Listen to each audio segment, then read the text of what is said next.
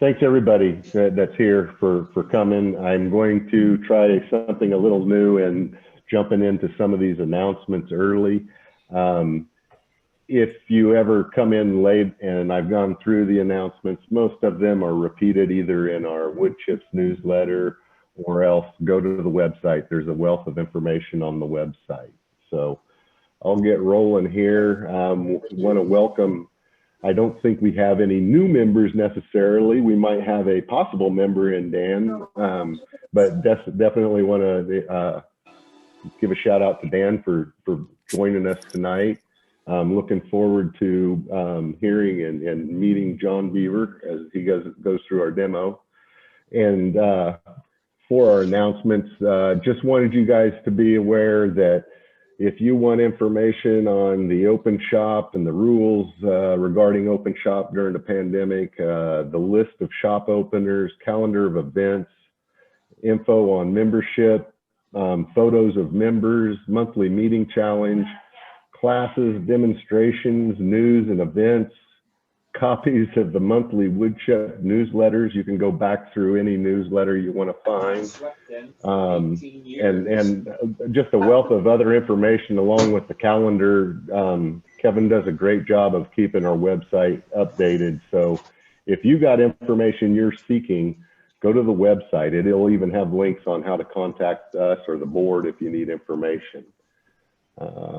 We go to the next slide. The new KCWT Etsy website is up and running. I think everybody knows that, but what you may not know is that we've actually had our first sale, and that's a sale from about 8 or so items that are on the page. So congratulations to Sean McMahon for getting the first sale. He sold a captive ring goblet, I believe, which is our challenge for this month as a goblet. Congratulations. I hope every member would consider a piece for the site. If you've got some pieces sitting around your house that have been taking up shelf space for a while, but you really like them, consider putting them on the website and donating them to the club or on the Etsy site. If you have any information that you want about the Etsy site, contact Ann Molina. She'd be happy to direct you on whatever question you have. And thanks to everybody that's donated items so far. The KCWT sponsored Freedom Pins event got turned in and sent off to the Freedom Pins program just at the end of the last month. And ultimately it was a great success. It wasn't the big turning event at the open shop area that we had foreseen when we started the event, but we did take 200 kits and turn them into 220 pins. Now, how we did that, I don't know. Actually, I do know some people were donating kits and pins that they'd already turned or had ready. So wanted to thank Mark Inman for coordinating the event. And I wanted to thank Sean McMahon for the terrific demonstration that he did on that, and also for turning about 50 of those 220 pins. It was probably more than 50 in the end, but also wanted to thank all the members who donated time, effort, and materials for the event. It's something that we can be proud of as a club. So thank you. Let's see if we can go to the next slide, Jack. Oh, the KCWT wooden tool sale of items that were donated by Sandy Spear, who is the widow of the past member, Bob Spear. I think Sandy was also a member for a long time. Was a good, actually a big success for our club, and a nice way that we all kind of got together and had some conversation that we, face-to-face conversation that we haven't had for a while. It was the biggest single source of income outside of our membership dues that our club had this year. We had a lot of members that came and purchased items. We had a lot of members that came and helped set up and purchased items also. So Bob's items, and I sent a little letter to Sandy and told her that Bob's items that excited him when he was alive are now exciting other members throughout our club, and I think she'll like that. So thank you for everybody that participated and that purchased items. We really appreciate your support. The Wood Chips publication is another great way of finding information. Like I said earlier, the website's the place where you can go back and find all the old Wood Chips articles or monthly productions. So if you ever wanted to see one that or go back to a demo that you had seen, if you know what month it was, you can find the Wood Chips and probably find information about the demonstration. Sean also includes articles from members, interesting articles that he finds. He's got photos and project examples in there. He lists all the challenge and show and tell participants, includes photos when that's possible, but with the Zoom meetings, it's not quite as easy as it used to be to do that. And it also has some information listed on the KCWT Amazon Smile donation program. So if you wanted to check into that, you can find information in the Wood Chips. You can also probably find some information on the website on that. But just wanted you to keep in mind to look to the Wood Chips for information. Also, it lists our sponsors and information on the AAW that might be of interest to some of us. Contact Sean McMahon if you have something of interest to include in the newsletter. He's always open to new articles or project information, or if it's just I had a great project and I want to share it with everybody, send a picture and some information about it to Sean. He'll try to work it into the Wood Chips. As always, if you've got any maintenance concerns when you're in the open shop area, just please report it to the board. We'll do our best to get things addressed. I think this last month we changed out the bearings on the big bandsaw, and that thing should be running smooth again. So just keep us posted so that we know that we've got a problem and we'll address it. Tonight, we're going to be holding our elections or approving the slate of members for the board for next year. The slate's going to be the same slate as in 2020 with one exception. We have twisted David Stallings' arm enough that he's agreed to be our newest at-large member starting in 2021. Welcome, Dave Stalling. We'll appreciate your support and your input on the board. Just wanted to mention, take time to thank your board members for their support and dedication to the club. They've been working hard to kind of keep things rolling while we're in the limitations of the pandemic that we're under. Annual awards, including the most improved and the 2020 Iron Turners, will be announced at the December holiday event. Wanted to just tell everybody to keep your eyes open. There's a lot of opportunities out there for live stream demonstrations and forums and other events for turners to jump into. Some of them are pay, some of them are not pay. But if you see something of interest and want to share that, shoot it to the board and we can share it with the rest of the membership. You can always check out KCWT website for information on some of those as well. Oh, we've got the November silent art auction item provided by Ed Jessic. Is a beautiful walnut and maple segmented bowl, and bids for Ed's bowl will be open until Friday of this week. We've got a pretty good bid on it right now, but we'd be excited to have some more bids on that. So take a look at the photo there. You can see it's a beautiful bowl, open segmented. I'm sure Ed would even share some information on how he put that thing together if you asked him. So thank you, Ed. I was mentioning it earlier to our visitor, but anybody that wasn't aware, Anthony Harris is going to hold a beginner spindle turning class in early December. It'll be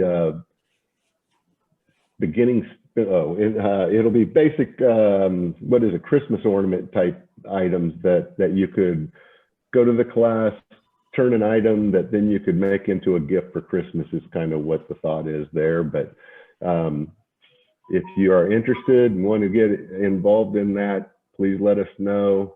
It's going to be held over a 3-Saturday period, or no, excuse me, I think there's a Saturday, Sunday, and then a Saturday. It'll go from 12:30 in the afternoon to 4:30 in the afternoon. Sometimes it rolls a little longer if necessary. And tuition is $175, and for a 3-day demonstration, that's a pretty good price. So I hope you want to consider that, especially if you are wanting to improve your spindle turning techniques and your tool use. Anthony's a great instructor. It's actually hands-on, and it is Sunday, Saturday, and Sunday. Those are the 3 dates up there, the 6th, the 12th, and the 13th. Thanks, Jack. Yep. Thank you. All right. I think, let's see. Okay, the December meeting, we are planning a holiday potluck dinner event at the shop. So look for an email. They'll be coming out soon. It will include an RSVP because we really need to have a certain amount of participants to make it viable, to make it worthwhile to open the space up and get it ready. We will try to practice social distancing. We'll wear masks except when we're eating and drinking. But it will give some of us an opportunity to get together if you're comfortable doing that. I believe we are going to try to make it possible to join that on a live stream, but more information about that will be shared later. There will be a small gift exchange, so everybody kind of brings their own little hand-turned gift, and we'll draw for numbers is usually what we do, so that you get the box with that number on it.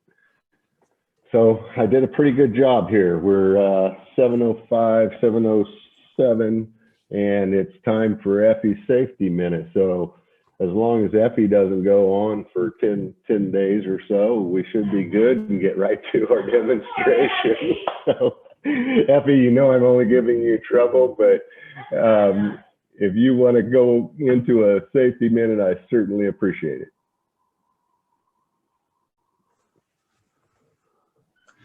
Thank you. I chose this topic today to talk about wood dust.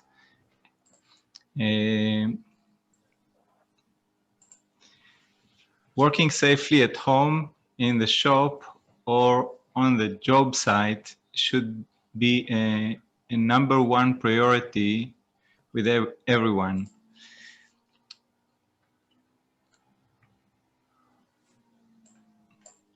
Wood dust becomes a potential health problem when wood particles from processes such as sanding and cutting become airborne.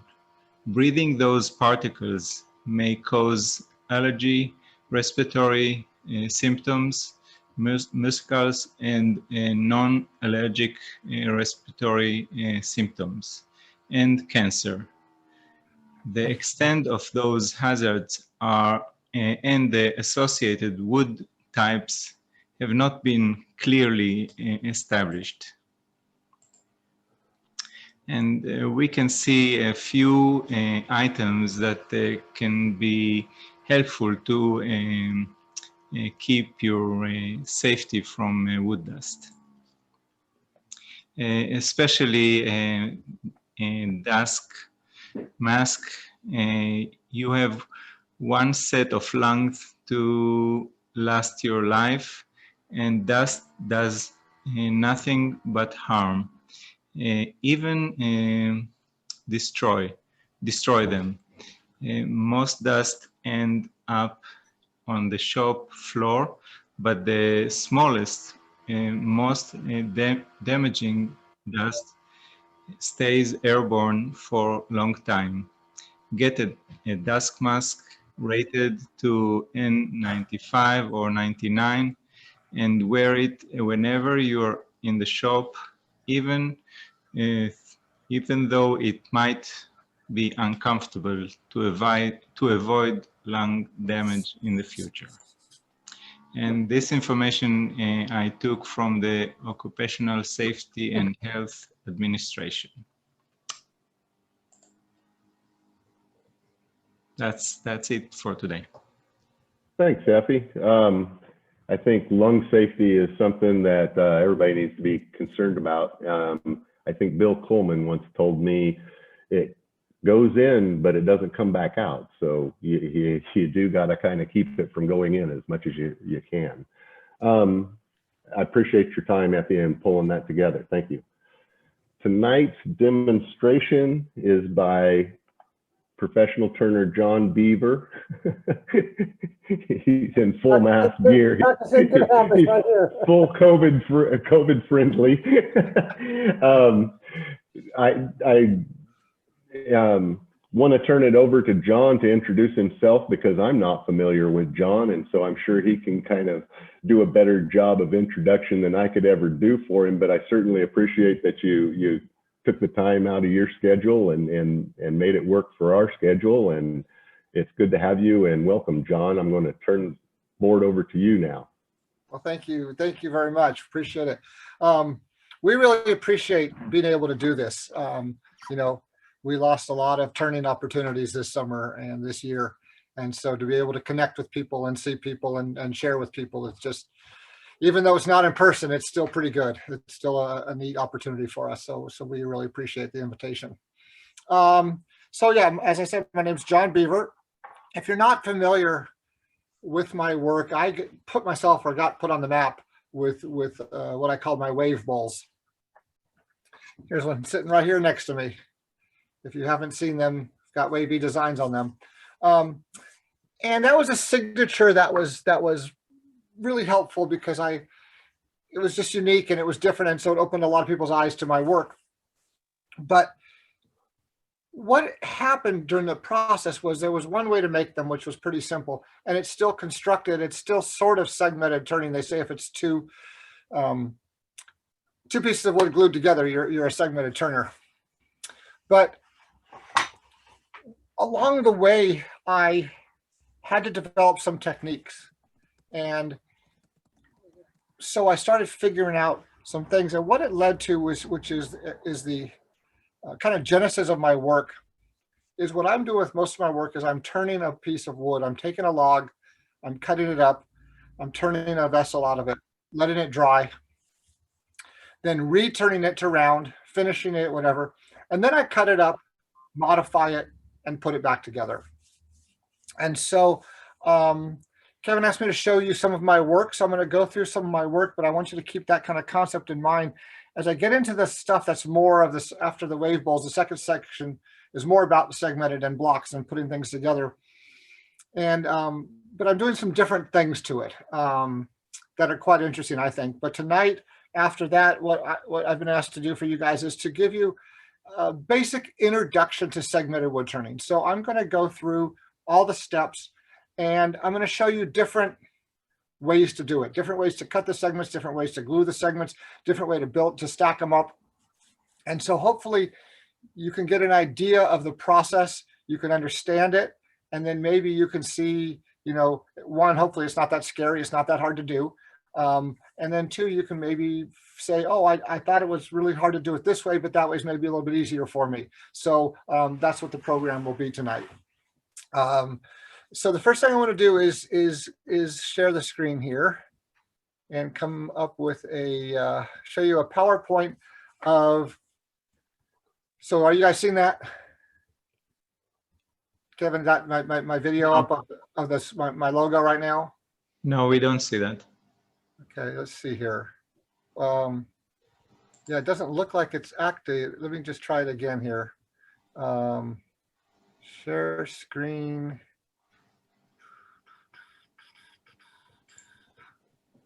Let me just play with this for 1 second. Where did that go? I'm going to try this again. I'm going to come up here. Yes, it's working now. Okay, and then I'm going to bring up this keynote. There we go. That looks more like it should, I think. And so I'm going to just give you a little presentation of the work I do and talk about a little bit of some different techniques about it. And then we'll get into some demonstrating, showing you guys how to build segmented bowls. So super fun. So the wave bowls started off just really pretty straightforward. The thing to pay attention to here is that the waves are flush. So these just start with a block of wood. We cut some arcs, we bend some wood, we put them together. I know it's not as easy as it sounds, but it's conceptually not that challenging. And so that was the beginning of it. Just another version of the beginning. But I wanted to push it and expand it and do more things with it. And this is where I had to come up with these new techniques and new ways to cut the bowls and new ways to build them and all those elements. So a wave bowl with the waves protruding, which changes everything. Just changes how you make it. Some variations on that. This piece, real important piece to me. I was studying Greek and Roman pottery at the Getty Museum out in Malibu, and they all are sealed with a slit that's black and protect it so the wine doesn't get into the clay and the clay doesn't get into the wine. And so I decided to play with the idea of a black inside of the vessel, and I really liked the way the black inside and the waves kind of played back and forth with each other. So the inside's kind of projecting through the outside, back and forth, tying the inside and outside together, protruding elements. So there's a lot going on in this piece that maybe is a little more subtle, but those are the things I'm looking at, and hopefully those are the things the viewer takes away from it. This is made out of one piece of wood, but the bowl's turned, cut into 3 pieces. The top and bottom are turned smaller, and then it's put back together. So it's not carved; it's actually turned and constructed and built that way. So same thing, just adding dye for contrast, just giving it a little more excitement. Again, starts with one piece of wood. I cut it up. I turn the beads on the top half, and then put it back together. Same idea with 2 different species. So combining wood here, that's technically a segmented piece, by the way, although not classically. Recessed wave, and here I'm trying to make it look like there's a vessel inside of a vessel. So if you look at the top rim, you can see it's split and that looks like there's a black bowl inside of a maple bowl, and you're looking through that wave into the inside bowl. And that's the illusion that we're going for, but it is all made from the same piece of wood, just dyed on the inside. Variation on that piece. Just call these my rolling waves. So it's the same idea, it's the same concept, but the waves are no longer parallel. So they have a high and low point, so it gives it even more energy. I really like these even better. More that I do, the more turn out this way than the other way. Some variations on that, and you can see, if this was spinning, the large and then into the small point and into the big point, and you can see that rhythm and that motion of the waves that I'm going for. Kind of a neat, when you're working in the round, there's no beginning and end to the design. It just goes on forever. So even though you can't see the other side, your brain carries it through, and that's a fun part of these designs, is that there's just they continue infinitely. Just representing the ocean, the sand, and the sea. Just negative space kind of idea was when a wave breaks into a tube and you're inside the wave and you're kind of seeing through the wave. That was kind of the goal behind this piece, was to be able to see through the wave. And so the light part of this wood, this is cocobolo, and the light part's just the sapwood. And then I set it up and cut it, hopefully, so the shape of the wave follows the sapwood, as close as I can. Now we're verging into more classical segmented-ish little pieces with open segments on a curve. There's another piece later that we'll talk more about that. This is all plywood that's bent, and so you have to cut. This takes forever to make, because you have to make the plywood thin enough. So you have to resaw it down into about 1/8-inch thick pieces so it's pliable enough to bend, and then you bend it into a form and glue them all back up. So there's 40 layers of glue up on this to build this piece. I do about 2 or 3 layers at a time, But if you start doing more than that, your odds of one of them slipping and getting out of line is pretty high. So you want to really control that and just only do as few joints at a time as possible. Crossing the waves, just trying to intersect them, trying to keep them aligned, keeping all those points going through properly. Lots of things to think about in this piece. You have to really keep the veneers the right thickness so they don't shift on the joints. Little wavy hollow forms. These are not, a lot of people think these are boxes that separate at the wave. They don't. They're hollow forms. The middle one has the lid, but there is a little collar inside that's the same color as the wave. So where it's a white wave or a dark wave on a lighter piece, the right one, for example, if you look inside, there's a little recess inside as well. So it feels like a hollow form inside of another hollow form. Another variation on that. So now these actually are lidded boxes. So and figure out how to keep the lids even and lined up on these was an interesting challenge. And there you can see how the lids come off. So all the lids are captive and they're not tight. You can't make them so they're like tight like a normal tight box, but they do sit where they're supposed to. And this will just kind of show how many different layers I can do. This was an interesting piece. This is a redwood burl.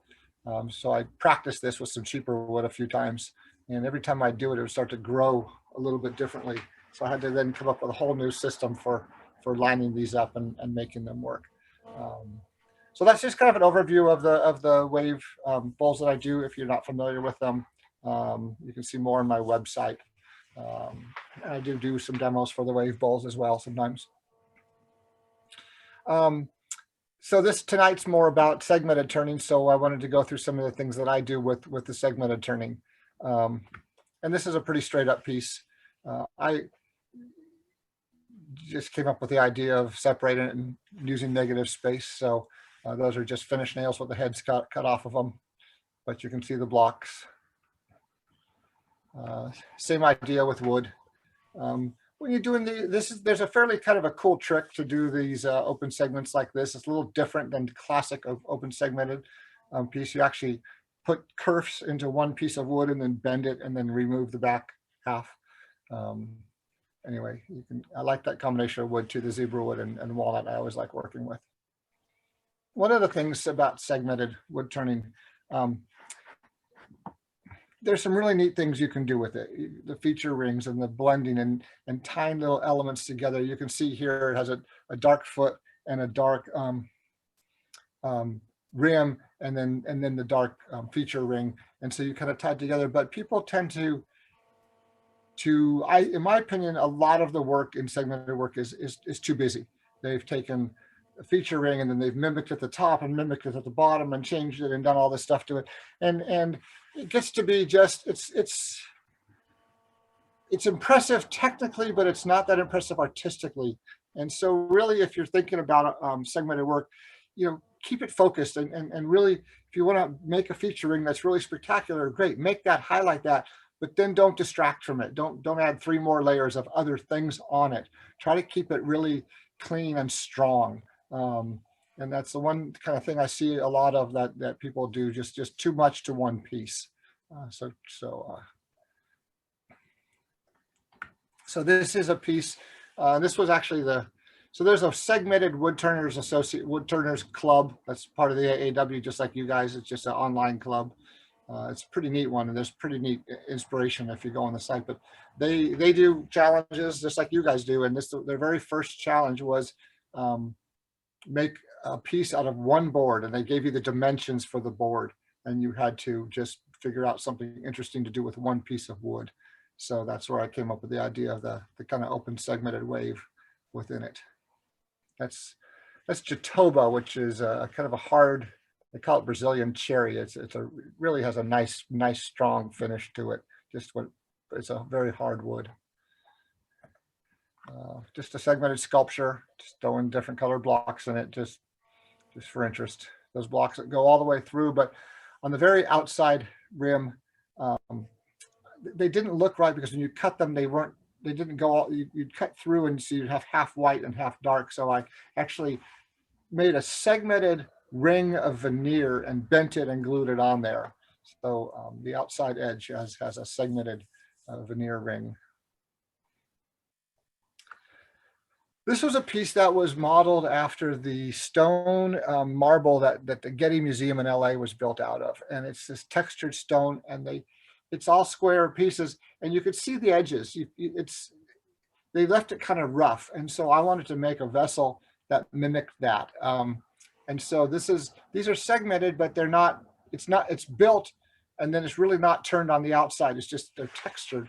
But rather than turning it, I kind of left them alone. But I had to get the angle right on each cut. And you can see how you would do that when I draw the piece up to show you how a segmented piece is built. You'll understand how I can get each piece cut at the right angle. And this was just kind of a fun little play piece I did the other day. My wife and I play some dice games, and I use this actually all the time. But again, making the segments stick out. So I'm never one to just leave things alone and make them flush. I had to challenge myself even more. But it's kind of a fun piece. Okay, so now this is a little bit different than classic segmented pieces, but there's some things I wanted to show you about this and what it leads into. So I call these, when they're singular vertical pieces, flying ribs. And I kind of played around with some different ideas, but if you notice, it's one piece of wood. The maple body is one piece of wood, and then the ribs, so then it's cut and the ribs are inserted and then glued back together. It's kind of a technique that I came up with, and it allows a couple things, but one, it allows the pieces to stick out. And I like the fact that it's a cohesive background and then the ribs interrupt it. When I tried it with staves, each stave had its own grain structure. It just didn't have the strength that a piece like this does. But this is a real interesting solution, is that this has a star pointed bottom where it comes to a point in the bottom. And we'll talk more about this later, but when you do segmented work, the grain direction and the wood movement are really critical. Just because if you get the grain going the wrong way, then you've got one piece moving one way and one piece moving the other way, and it doesn't work very well. So when you get to the bottom of a segmented piece, and I'm going to talk about this later, you can't make that pie shape into a pointed pie in a regular segmented piece, because there's no room for the wood to expand, and it ends up splitting the bottom piece. And so, but with this is all in grain. The whole bowl's in grain, and all the ribs are in grain, and everything's going the same way. And because it was out of one solid piece of wood, I can get away with it and make them resolve into a star in the bottom. But I had to come up with a few different ways to cut this so you could cut it accurately, so all the pieces dissected themselves perfectly.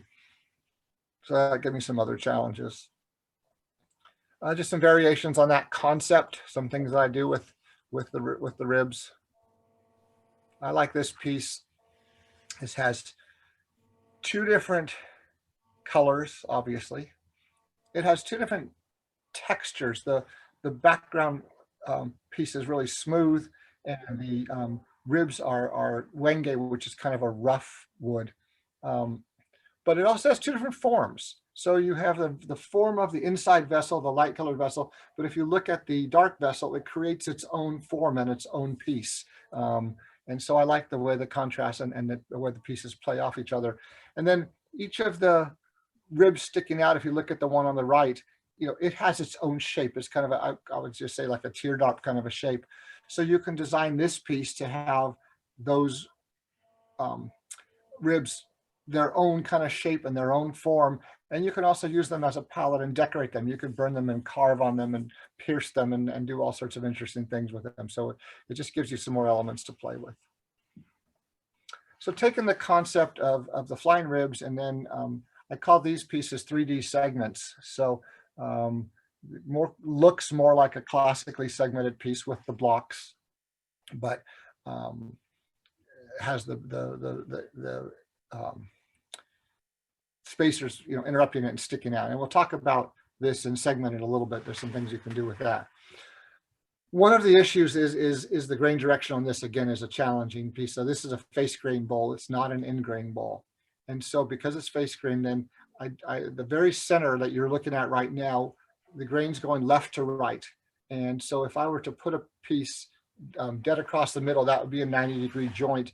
And then I'd have cross grain at a 90 degree. And I think that's a little too much. So the ones that you see immediately to the left and right, those are at about a less than 45-degree angle, like a 30-degree angle. So those I feel pretty comfortable with. But what it did was it created some design challenges, but I use them in my advantage. So it's an asymmetrical piece, so things aren't lined up exactly the same. And so then I started playing with the spacing on the horizontal pieces as well. So the ribs are the vertical ribs are spaced asymmetrically as well as the horizontal pieces. As I was doing these, I heard lots of comments that they looked like Japanese shoji screens. So I went ahead and replicated a Japanese shoji screen with holly and ebony. And again, just asymmetrical spacing and lots of challenges to keep all of the pieces lined up, to keep every joint square lined up. There's no shifts in where the joints are. And that's a huge challenge in these pieces. Just a couple different versions of that. This is painted by a friend of mine who paints with Japanese Urishi lacquer. And the little design you see on there, he actually covers it with rice and then peels the rice off. And that's what gives that little texture to it. So it's kind of an old school Japanese technique. And just a large, this is about 14 or 16 inches tall. It's a big piece. It's this striated paint that I do on the background of this is spun on the lathe with rasps and wire brushes. So there's texture to it. So if you run your hand down the green color, it's actually not smooth. There's actually some little ripple, and it gives a really neat iridescence. And when the light plays off of it differently, when you see it in different light. Vertical piece. And the idea here, when I did this piece, was that I wanted the ribs to cradle the bowl. So the ribs are holding the vessel up.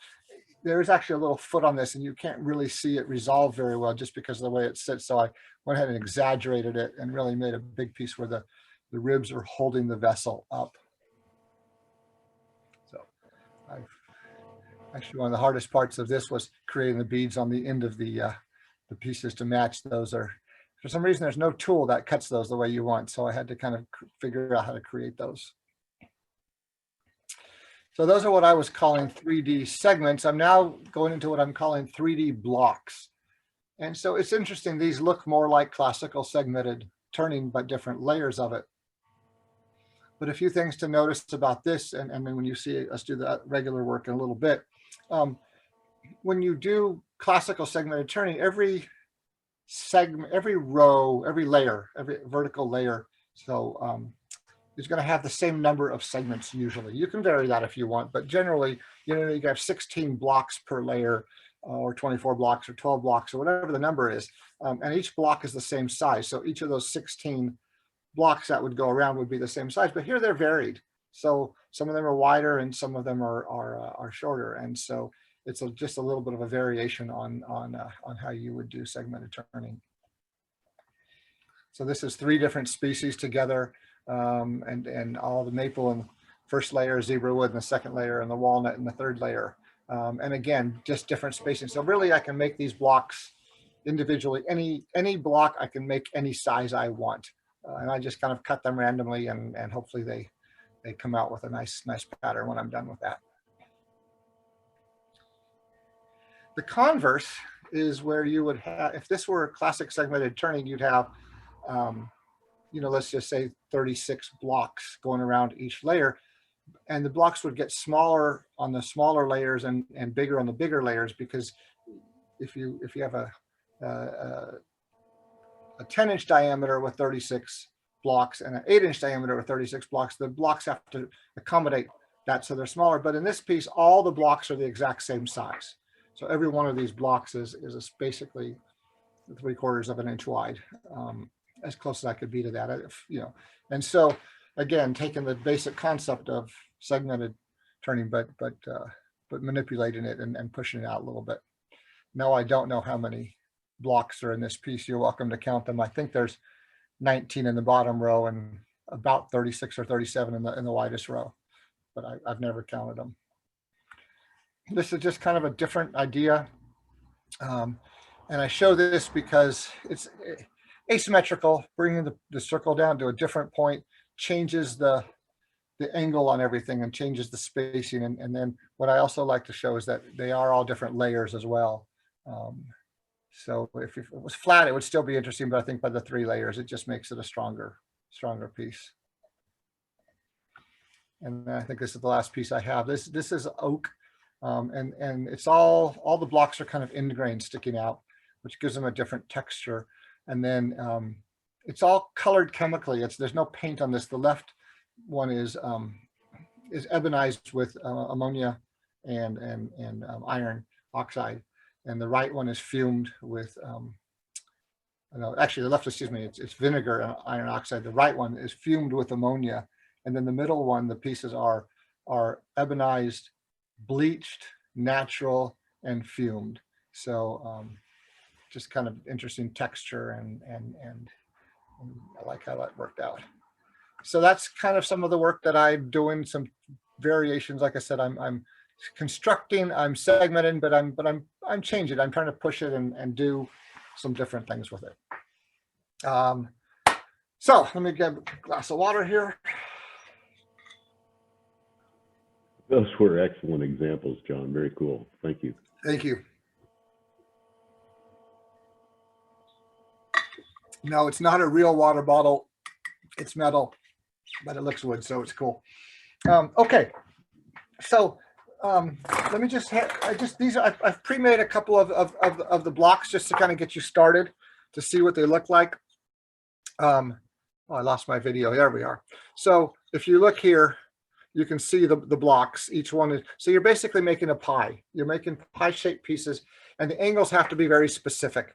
So this actually has 12 blocks, and so 15-degree angles between each one, and I'll talk about all that, how we add that up and how we figure that out.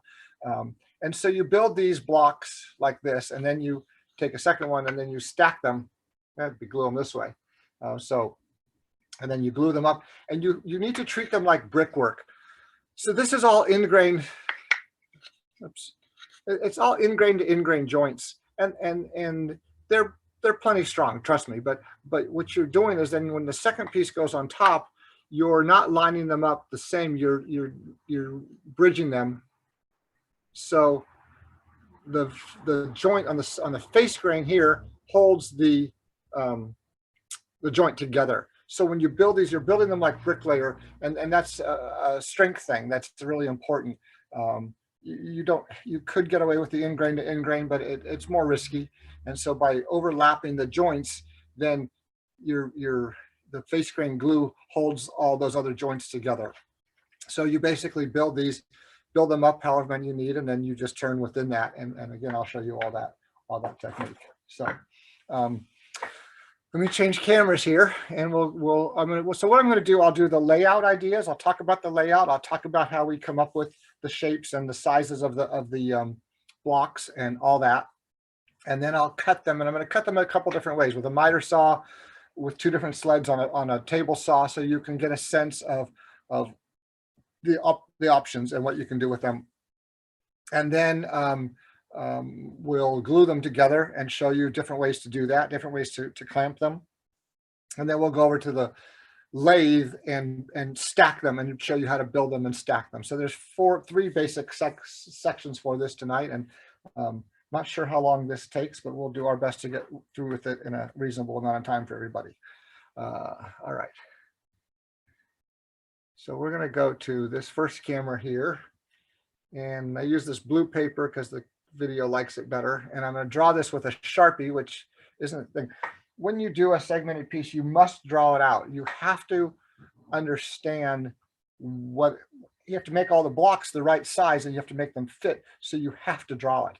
And the one thing I'm not going to talk about today is the feature rings and cutting those and building those. That's class number 2. but I'm going to show you just how to build the basic bowl. So let's just take a basic bowl shape here. I'm just going to draw one. I'm just going to hand draw. Let's just say that's the shape we're going for. And one of the things to keep in mind when you're drawing segmented vessel, I'll put that aside for a second. If you do a real open segmented bowl, then all of the interest is facing down on the table and you don't really see it. So if you have this interesting featuring here with all sorts of cool stuff going on, nobody's going to see it because it's hidden down below on the table. So if you draw more of a closed rim bowl, then when it sits on the table, then your feature ring comes in here, and then you've got a real, it's facing up so you can see it from all angles. A lot of guys do pots and things like that, like a hollow form shape like this, because you can really put that design wherever you want it to be. So think about the shape, it's important, and think about incorporating how you're incorporating the shape and where you're letting if you're doing a feature ring, where you're letting it live. If you're doing a really sharp shelf piece like this, and then you've got to be real careful. These segments get really long, and then where are you going to put your design elements to not mess up this corner joint, and then tie it all together. So there's quite a bit of design to think about. But again, think about how it's going to be presented on a table, on a shelf, and where people are going to see it from, and so how you want it to look. So just kind of keep some of those things in mind. We're not going to go into in depth in that, but I want to just give you an idea of some of the things you can come up with there. So basically, so here's I should have made this a little more of a closed vessel, but it's close enough. So we know that in this case today, I'm going to be working with 3/4 inch wood. I just took a piece of cherry wood and prepped it for today, and it was 3/4 inch. So let's divide. Use a ruler I'm going to use this ruler because I think you can see the numbers on it better, but I'll just explain as I go along. So there's 3/4 inch right here.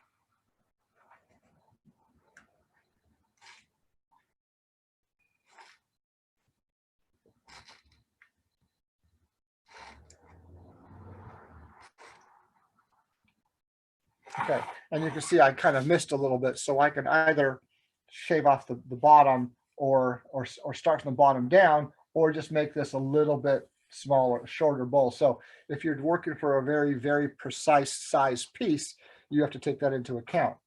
But so let's just put our rows here. These are how the rings are going to end up.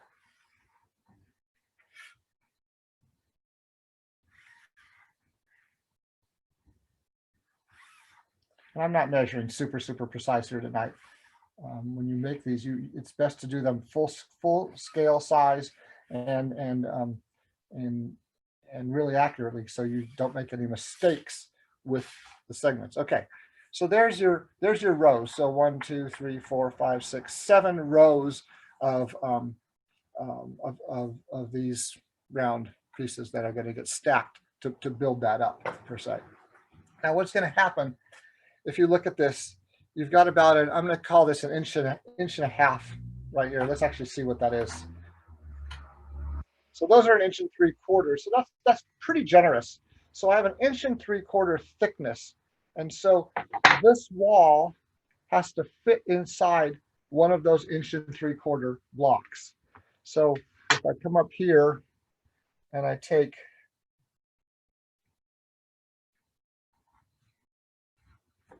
this block right here, so that's my 1 3/4 inch, and now I have room to turn. So I'm going to lose a lot of the wood. I'm going to lose a lot of the wood, but I now have my center of my shape within that. So when you end up with your walls that are 3/4 inch, they fit within that. So you need to place that block accordingly.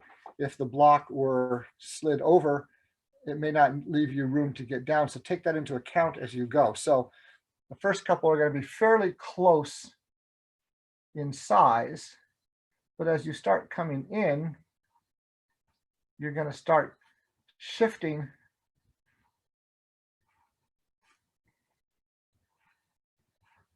so you still have room, and especially important when you get into these curves down here. You'll see this one here. So up here, I'm only using a ½ inch of the wood, but down here, from here to here, I'm using a much greater portion of it. And if I was only working with 1 inch wide pieces, now I'm getting kind of tight from where my start and my bottom of that curvature is. And so you've really got to take that into account when you build this, so you have room to turn your shape. I can't tell you how many times people have done this and they've pinched themselves down here and not had room to make the curve they're making and run out of room. One of the beautiful things about segmented work is if you do that, you just take that row out and build a new one, but you want to try to avoid that if you can. So the last piece here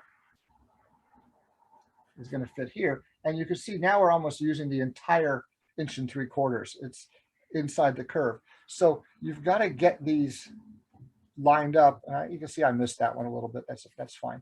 The first 4 pretty much line up the same. You can cut those about the same and turn any shape, turn a shape within it. But now as you get down here, you have to have enough coverage to make this turn and make that work. So you have to measure this out accordingly. So you can see, again, this one of these blocks, this width here is this distance here. And as you're turning this down, this is what's turning away, and this is what's turning away. So you don't have a whole lot extra on this bottom one, but you have a whole lot extra on the top one. So it'd be real easy to make these out of, if you want to save some wood, make them out of a 1 inch wide piece of wood. But as you get lower and into more shape, then you need to start making your wood a little wider. So you can either make them all the same and cut them from the same thing, or you can be a little more efficient with the wood if you want to add it up that way. The other thing this gives you is gives you a little more design opportunity. If I want to turn this a little more this way, I can make some visual adjustments when I'm turning this because I have enough room to do it. Where if I'm a narrower block of wood, then I'm really, really committed to my shape. And did I draw a shape that translates well to seeing it 3D and a big bowl? And those are some things you have to balance as you're going through it. All right, so let's take this size into account here. And then let's just basically show you the blocks on the other side accordingly. And so now to cut the blocks, you've got to figure out what's your distance here each time. And so this is the cuts. And you have to measure and get that right. So we would take a ruler and let's just say this is to scale. And in this case, it's a 7. And the widest part of this bowl is let's say we're building the top ring first. We're 7.5 inches, but I've given myself a little bit of width. So I'm going to come out here. So now I'm 8.5 inches is my outside circumference. So if I'm looking down on this piece,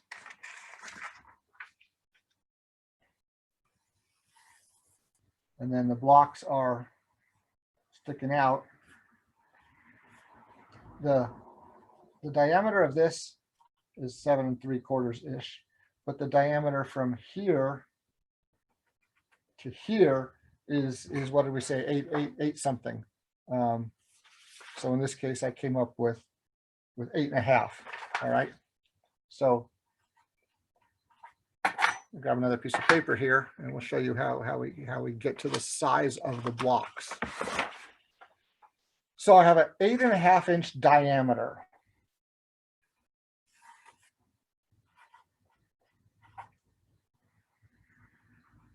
Okay. And so to the calculation on this, then you take 8.5, 8.5. I don't know if you can see that. Yeah, you can. And then multiply that times pi, which is why the Segmented Woodturners logo is the pi shape. And you get 26.69. inches. So that is your circumference of your top ring. So call that 8.5 from this point to this point, and the circumference 26.69, 26.7. We're in the neighborhood of that. And then we want to, how many segments are we going to use? And in this case, I used 12 segments. So 26.69 divided by 12 equals 2.22. So each one of these pieces from here to here is 2.22, 2.22, okay? And that's all the way around. So if we go back to our first piece here, we know that these segments are 2.22 length, okay? The second one's probably the same. The third one, probably the same. And even the fourth one because of the shape I drew. But now we're getting into a smaller piece here, okay? So where I started off with a 7 3/4 diameter, and it turned out to be 8.5 by the time I added the block. Then this one, now we're into a smaller size. Now we're into, let's call that 6 3/4. 6 3/4. And so now we have to come over here and how far is that? So we're probably a little bit outside that. But if I take 6.75 times 3.14 equals 21.19, and then divide that by 12 segments. Now these are 1.76, okay? And then now down here, we're actually closer to 6 inches on the next segment down. So then we take 6 times 3.14 equals 18, divide that by 12. So now these are only 1.57. And then the last one is going to be closer to 5 inches. So that's going to be 15.7. Oops. Yeah, 1.3. Right. So down here, 1.3 inches is, and so now we know what size to make all these blocks. So you've got to do this. You've got to draw this up and plan this out and know your block size going into it. So you get the right diameter of each ring. So for example, I've got 2 rings here. I made one bigger than small and one smaller. And if I put a ruler on it here, this one is basically 1 7/8 from this point to this point, 1 7/8. Or I said 2.22. I'm not, whatever. I doubt 22 was a guess, but so I'm 1 7/8, and that gives me a 6 3/4 inch circle. But down here, I'm 1.5 from this point to this point, and that gives me a 5.5 inch circle. Okay, are we all clear on that? Any questions? Jump up, and you can put questions into the chat if you want. I'll turn mine on so I can see, or you can just speak up right now. But so the layout of this, again, I'm just trying to give you an overview tonight, but you do have to really plan it. You have to draw it out, and you have to know exactly how many pieces you're going to make and what size you're going to cut them all. So that's good. I feel like you're all pretty clear on that. All right. Your question? Any questions, just unmute yourself. Yeah. Yes, please. Yeah. Or type it into the chat if you want. But before I move on to cutting them, I just want you guys to understand. I want to make sure everybody's clear how you're building these blocks and stacking them. And then again, as you're turning your shape, this is how much room you have. But if you look here, okay, I'm going to take this block here and draw it on here. So that one is smaller than the other one. So probably by this much. So I have to make the smaller one here to start that, and then make it a little bit bigger, make it a little bit bigger, and then it fits all the way around. So taking your time, really learning, really understanding. And so I should point out too, just so you guys know, if anybody starts this segmented turning and stuff, the book by Malcolm Tibbetts, The Art of Segmented Woodturning, is really the Bible, and it really lays all this out really, really clearly and really understanding. There's lots of other helpers out there, and you can look this up pretty easily online, but I'm just trying to give you a sense and show you that so you can understand it. Okay, so there is what we're going for. We're going to make a piece like this, let's just say. And so we're going to start, and I'm not going to measure I'm just going to guess at some sizes when I go over to the saw to cut these, but I'm going to show you a couple different ways to cut them, and then a couple different ways to put them together. And so I'm going to jump over to the miter saw real quick and show you something, show you the first step in how to cut them. Are you going to cover the wave thing? How do you make the wave? That's not in this demonstration. That's another class, and this is a segmented demonstration. So no, we won't get to that today. I am working on a video of it. I've recorded my last 2 demonstrations of that. I'm going to put those together into a video that will be available pretty soon, by the end of the year for sure. Okay, so all right.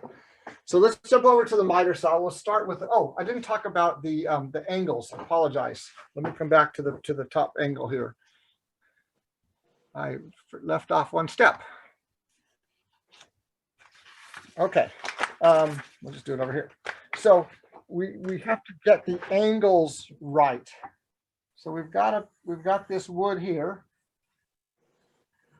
and how many segments are we going to do? In this case, it's going to be, I think, 12.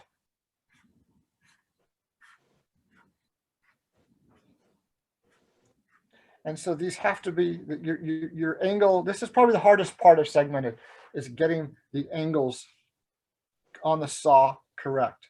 So in this case, we have 12 blocks.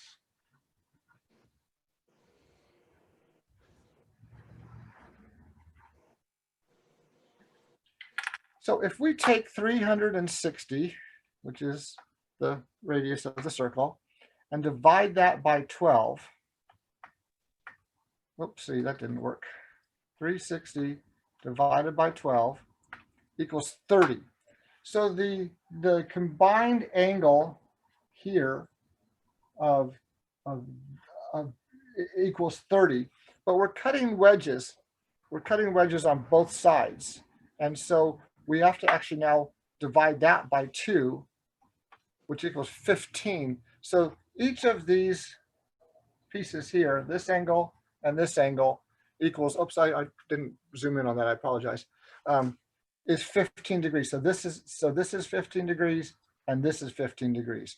So we want to set the saw up at 15 degrees. If we were doing 16 segments, 360 degrees divided by 16 equals 22.5, and then you divide that by 2, and now you're into 11.25. That's even a harder number to work with. There are some jigs you can buy. There's all sorts of things. I happen to just have somebody, I don't even know where these come from. I end up with these things, but here's a set of your 16 segments right here. It says 16 segments, and this is your angle. So you set that angle and you cut it on both sides, you end up with the correct thing. So there's lots of things you can do that are blocks to help you set up your saw and things like that. And those are good to, something like that's good to have, or a digital protractor can help you do that. Okay, so today we're doing these 12 segments, and so we're going to go and set the saw up to 15 degrees, which, let me come over here, come back to the miter saw now. Okay, so if there's a 0 on the miter saw. And a couple of things on the saw. I've built a 0 clearance fence. They're really helpful. This saw's got a pretty big gap on the back, and so when you're getting into small segments, they can start to fly away. So building the 0 clearance with a bigger fence is really important. You'll notice in here there's a chamfer, so I've beveled one of the sides there, so the dust has a place to go. So if I'm taking the wood and putting it on here, and there's no place for the dust to go, then it can push itself away from the back and not quite be as accurate as you want. All right. So the first thing to do is to set your saw at the angle. So if you have your saw set up perfectly to begin with, and that's real important, is to zero the saw. Make sure your saw is square at 0. And then this one has a stop. It has stops that are really nice. And I have a stop at 15 right there. I can lock that. So there's my 15-degree angle. So I now know that that's exactly where I want this to be. And I've set the saw up and checked it, and it's pretty close. So I should come up with a pretty nice circle when I'm done. So now I'm going to take a piece of scrap wood, and here's a piece of scrap wood. Just do one thing real quick here is I'm going to turn on this saw kicks up a lot of dust, so I'm going to run the dust collection when I cut with it. So I'm going to take a piece of scrap wood, and I've actually cut this, but I'll cut it one more time for you. And we're just going to cut one end of this at that 15-degree angle. So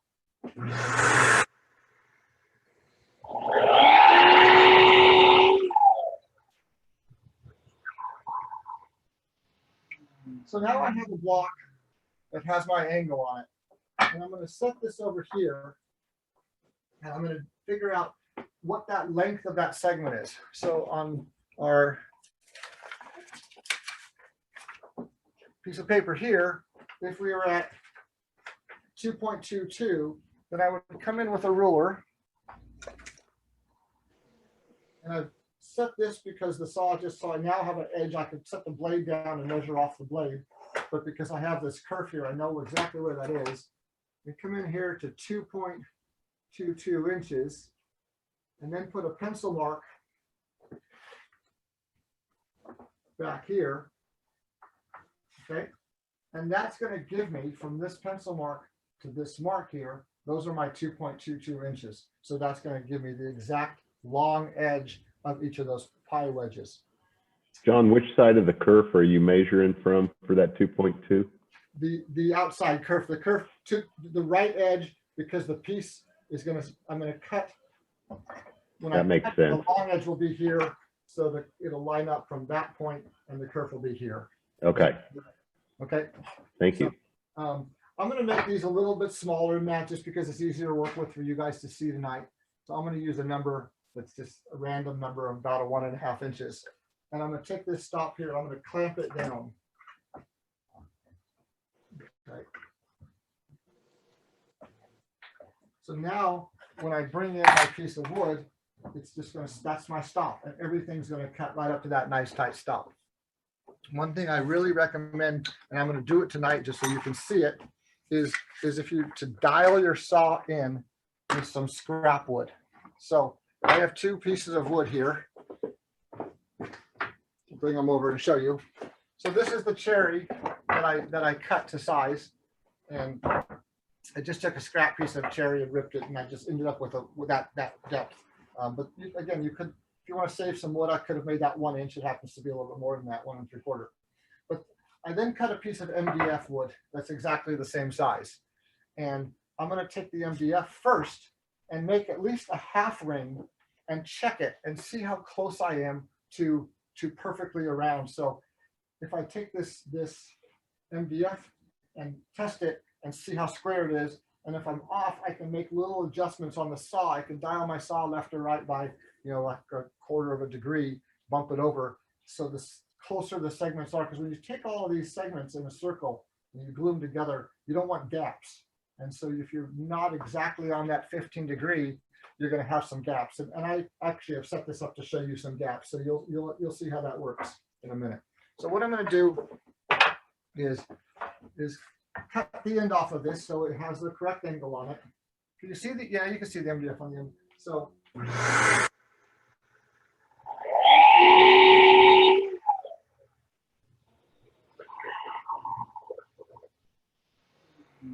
okay, so now I've gotten rid of that small end there, and I have a 15 degree angle on here.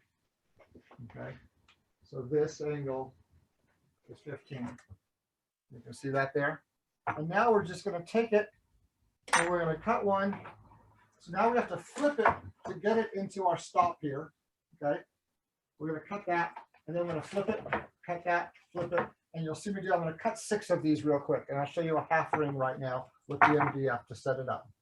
One of the things that's really, really important with this is these are carbide teeth on the saw. And so the teeth have an edge on them. They're not flush with the blade. The carbide teeth stick out a little bit beyond the blade. This is a really nice, super quiet, super clean carbide blade. It just cuts absolutely beautifully. I hate to cut MDF with it because it does dull it quicker, but that's fine for tonight. But you'll notice that what I'm doing, I'm going to cut down and then stop the saw while it's in the down position. Then I'm going to lift it up, take the piece of wood out, put the next piece in, and then cut down, stop the saw. And the reason for that is because of that little lip there. And there's going to be this little piece of wood is trapped in here. There's a little small piece of wood that's trapped on this side. If I lift it back up, that lip of that carbide can pull that up and wedge it and cause some problems to it. So really, really important when you're using a miter saw to always start and stop it. So I'm going to do 6 of these right now with the dust collector on, so it's going to be a little bit noisy, and then we'll build those up and show you, talk about those.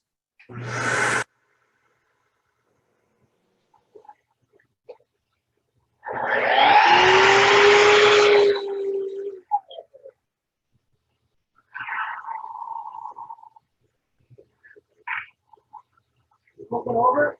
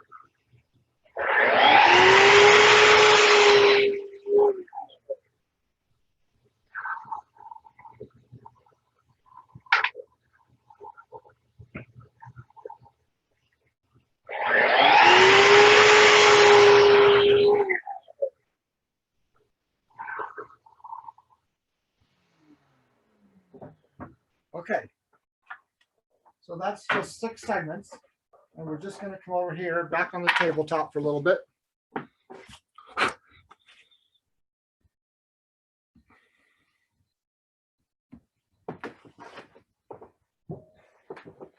And you can see the segments here. I'm going to get a piece of duct tape and just rip that in half so it's the right length. And now I'm just going to basically put these segments on this so I can see how accurate everything is.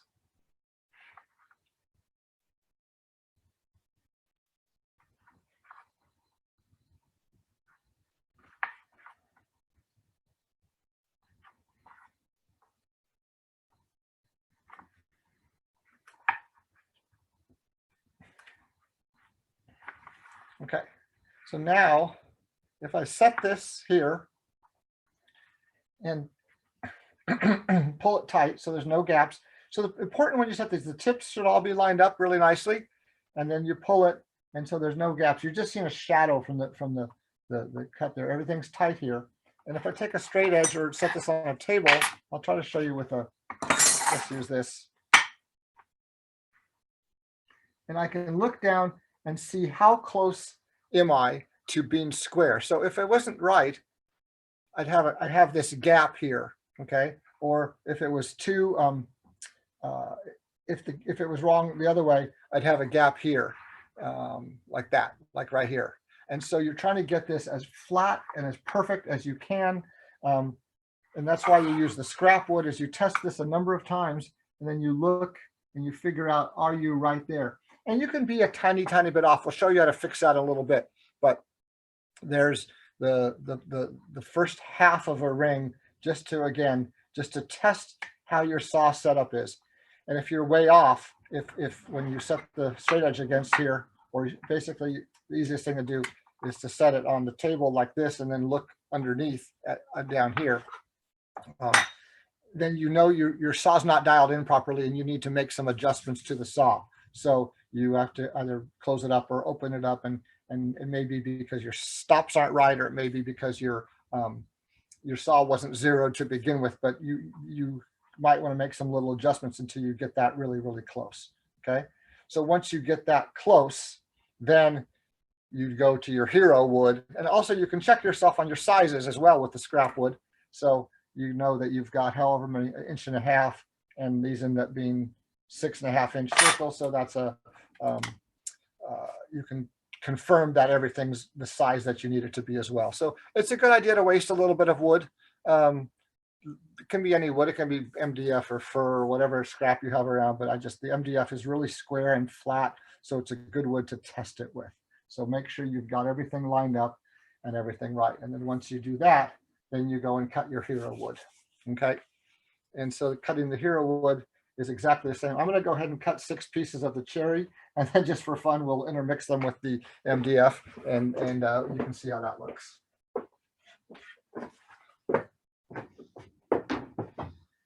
Now, so you'll notice here there's a knot. Oh, sorry, let me change cameras. Apologize. That doesn't happen automatically anymore. Okay, you'll notice here there's a knot in the cherry. Is that something that you want?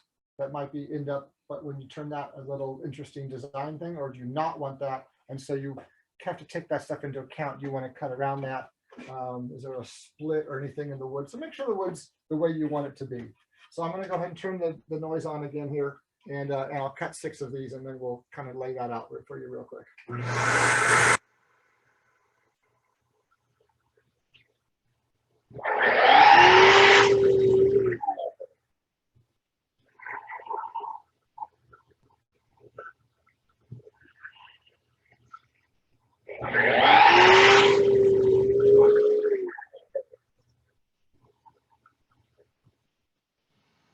So I was looking at the camera to make sure that you guys could see what I was doing fine, and I lifted it up with the wood still in that trap there. Don't do that. Again, it could pull the wood up and cause all sorts of problems in there. So that was an error.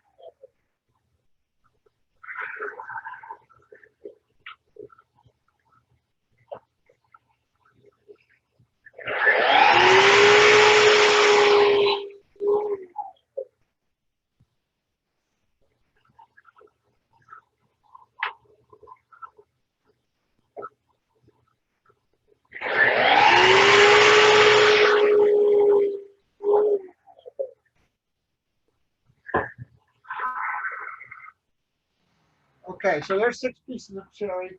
One thing to talk about real quick, I've got a long board here, so I'm comfortable holding my fingers out here. When you start getting to the end of this board, after you've cut more segments, you have a little bit left. Careful with your fingers, obviously, in there. And so we use these little hold downs that look like this. And it has sandpaper on it. And I can take a small piece of wood and hold it here. Okay, and then put the pressure on this wood, and that's going to hold the wood in place so I can cut a small segment safely with my hand plenty away from the blade. So just be aware of that. You don't, if your hand was here next to this, small pieces can wobble really easily, and a lot can go wrong with that. So there's just a nice little trick to have. So let's go back over here to the tabletop again. Oops, wrong camera, sorry. Hello. All right, so now I've made 6 pieces of cherry. I can look at this cherry and see that one side's darker than the other and one side's lighter. And so I have 4 darker and 3 lighter. So if I flip them, and you can mark them with a pen on top, if you flip them, it just takes out a little bit more of the error. If you have equal number that were flipped this way and flipped this way, then it corrects for any of potential error with squareness of your saw overall. So I'm going to take the tape off the corners of this real quick.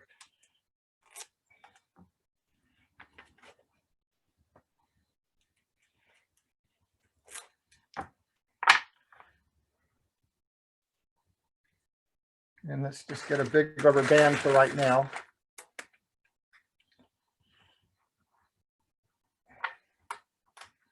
Rubber bands are great for segmented wood turning. And I'm going to line all the tips up properly here.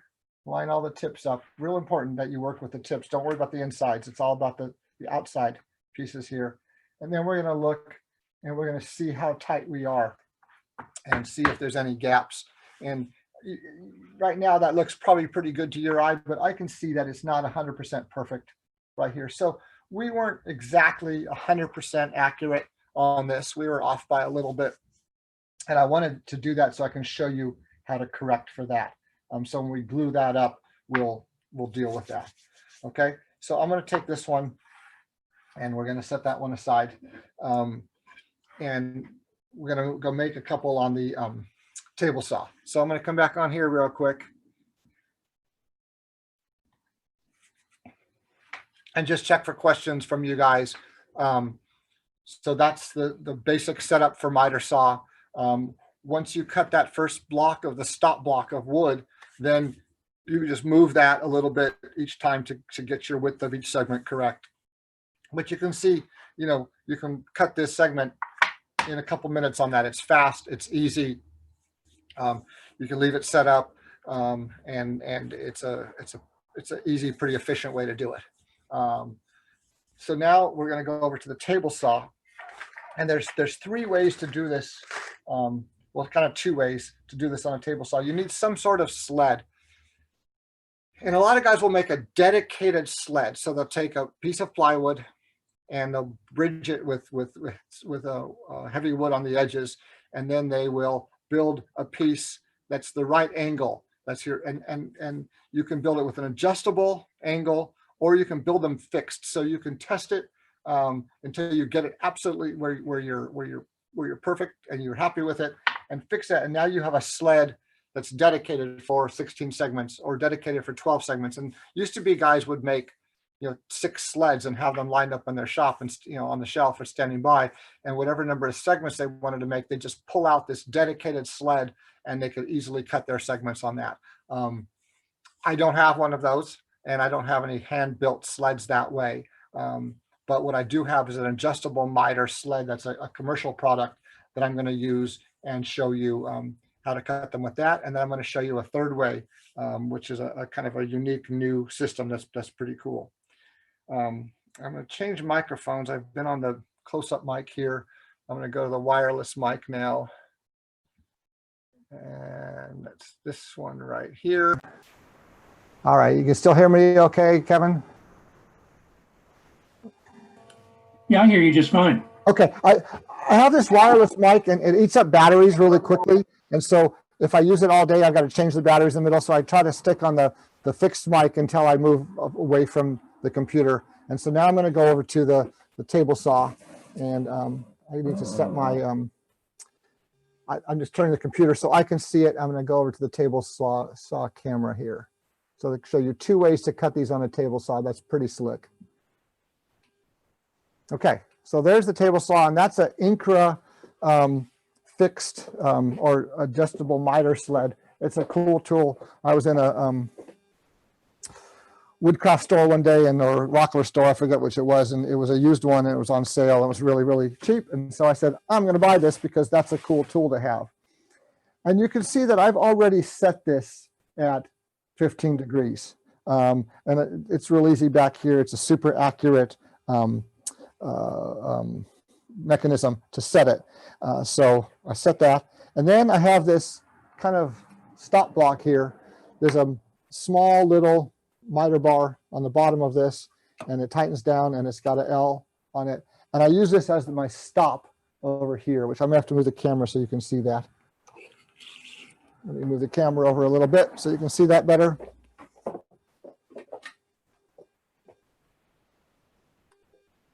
There we go.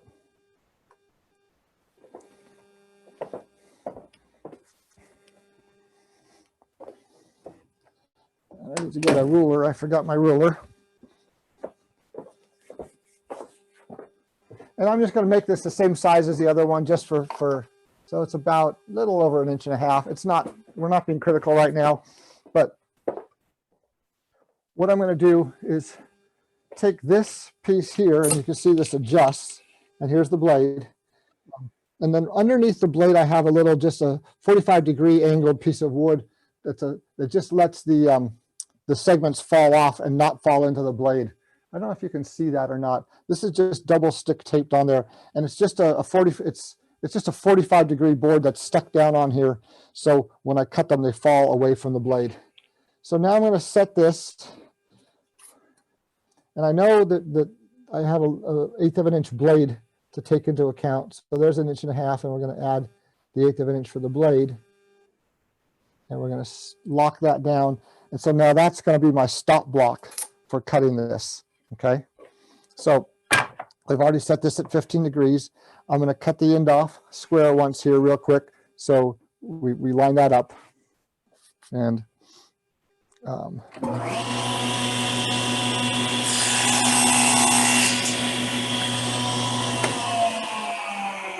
okay, so now I've cut this at my 15 degree. All right, and now I'm going to do the same thing. I'm going to cut my segments by flipping this back and forth. And I'll just, again, we'll do 6 of them, just so you can see how I'm doing it. So if I were to have it this way, then it's just going to be a parallelogram. So I need to flip it each time. I take this right up to the stopper, right up to my stop, slide it forward. Uh-oh, something is moved here. Just a second. What did I do? My nice little block is sitting up too high for some reason. Wow, what moved? What did I do well, I'm gonna take that off then. All right, so this is what I was talking about before. It's this little 45-degree thing, but somehow it's higher than, oh, I know why. That's a long story. Anyway, I'm gonna remove that now because I use that with a different mechanism. All right, so we're just gonna come up here, touch this to the block, and now we're going to cut 6 of these real quick, okay?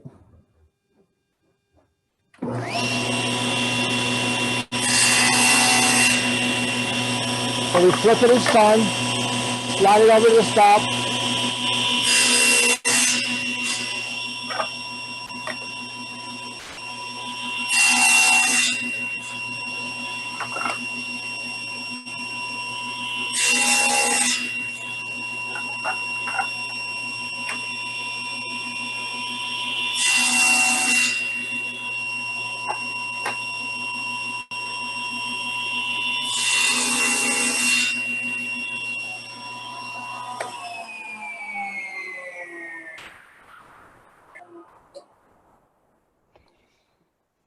Okay, now the blade is up, so safety, just be aware that your blade is there. This is a saw stop, so I can work without the guide a little safer than you can on your own saw, but so be aware of that. But anyway, so now I have my 6 segments.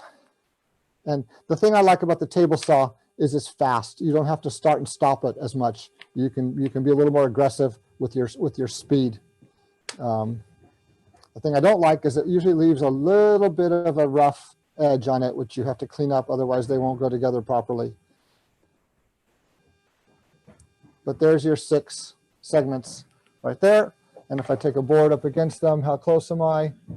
We'll find out when we get back over there. It's pretty darn close, probably off by a little bit, and that's fine. Again, we're going to show you how to correct that.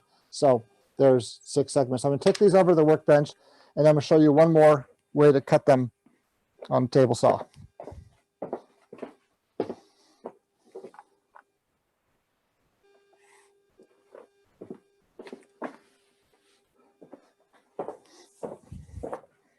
Okay, so I'm going to take this miter saw off of here, or excuse me, miter off of here.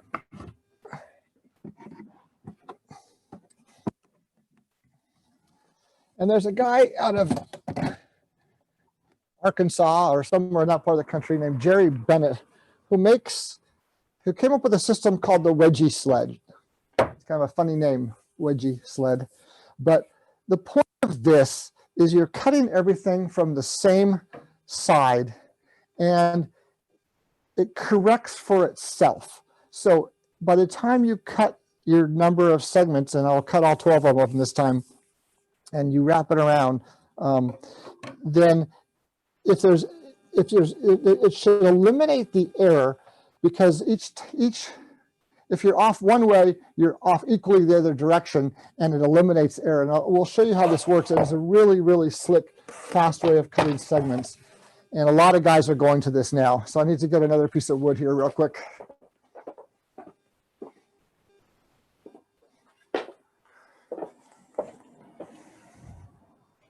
Okay, so you have these two adjustable pieces on here.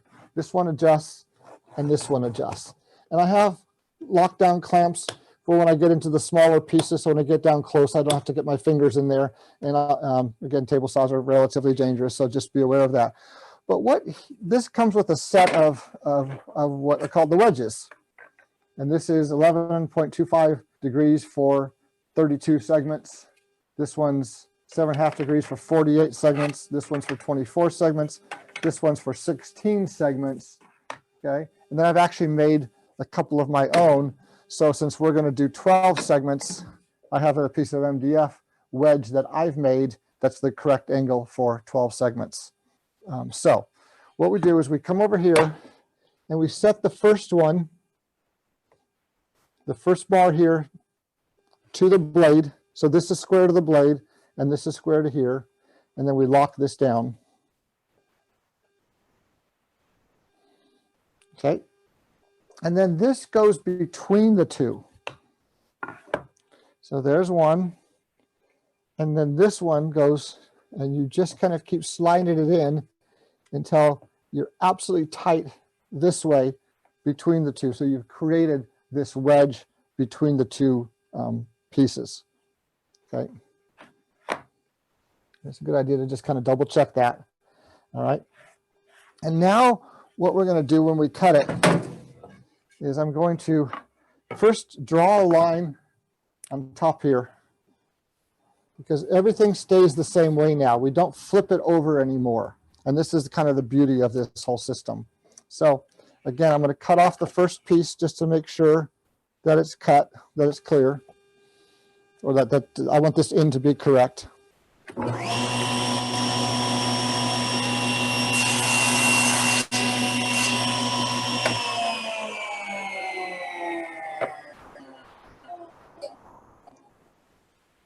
And now what I'm going to do is I'm going to come over here, set my tip here, cut the first one on the outside of the first bar, and then without flipping it, we move it to here for the second one, third one, fourth one, fifth one, sixth one. And then when we lay them all out, if they're all facing upright, again, it's supposed to correct for its own error. So you can actually make kind of weird sized segments with this if you want, because it's like if you're cutting something in half and you flip it, then the error this way corrects, error left corrects for the error right, and it fixes itself. So I'm going to go ahead and cut 12 pieces with this real quick.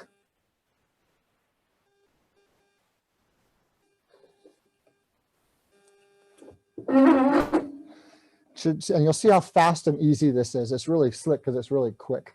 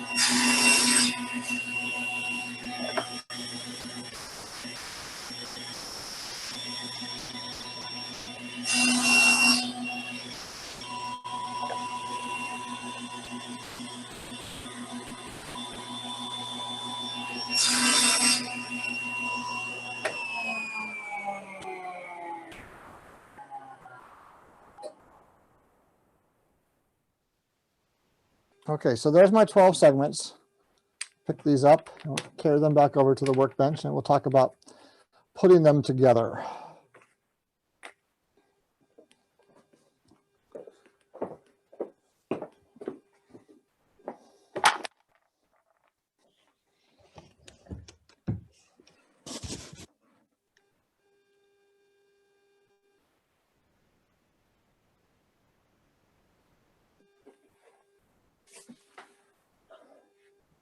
Okay, so now, again, we're going to have that, we colored them with the marker.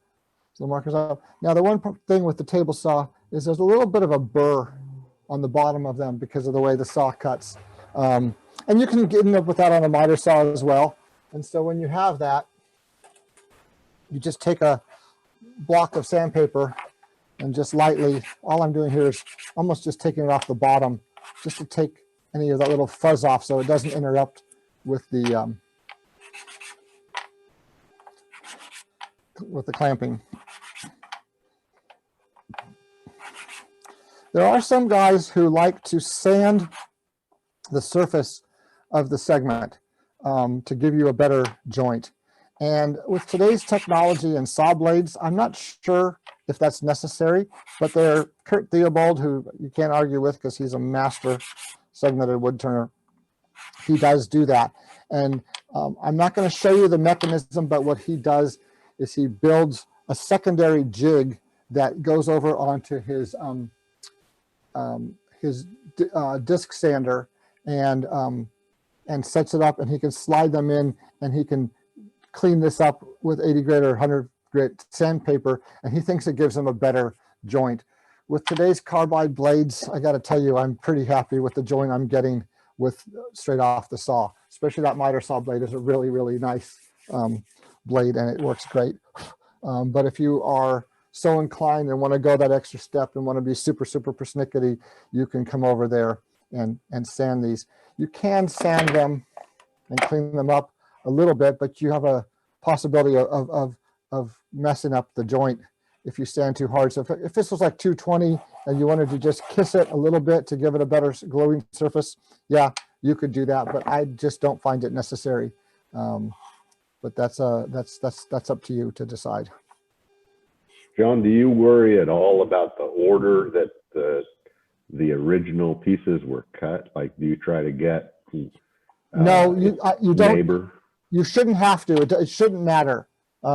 If you wanted to, do a wedge with your thing, but the last one's going to come together the same way. So you shouldn't have to. They should all just equalize themselves out. Okay. So I'll take a rubber band for right now.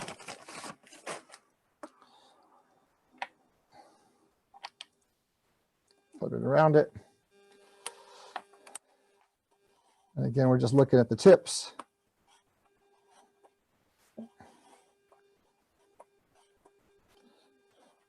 And that should be a really, really, it should resolve itself perfectly. There is room for error, and I didn't take my time and check it and set it up tonight. So, if I slipped a little bit with something, so I would still do a test piece with this and make sure you're right on. But once you get it spot on, you should be able to just glue it and clamp it with a ring, with a hose clamp, and it technically is supposed to come out exactly perfect. Okay. So that said, let me now talk about gluing the segments up. And again, multiple choices on this. I'm going to show you a couple things that work, and then you can get to choose how you want to do it yourself. So I'm going to start with these 6 that I did by themselves. And I'm just going to take a little fuzz off these as well real quick.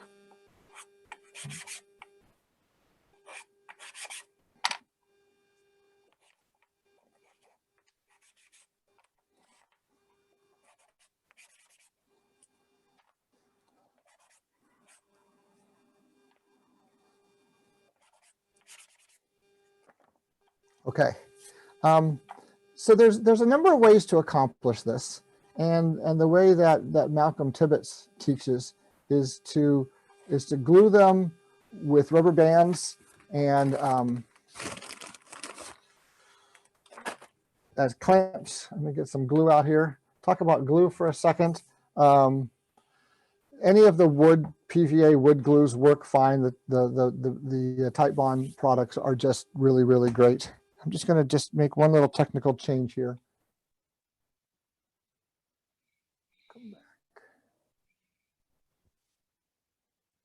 I'm just taking the battery off that wireless mic. They're sending me a new one at some point that's supposed to have better battery life, but I'm just trying to manage that real quick. So Type Bond 2 is my go-to. A lot of segmenters like Type Bond 1 because they like the working time of it and the viscosity of it. Franklin, who makes Type Bond products, tells you that Type Bond 2 is the best glue for in-grain to in-grain joints.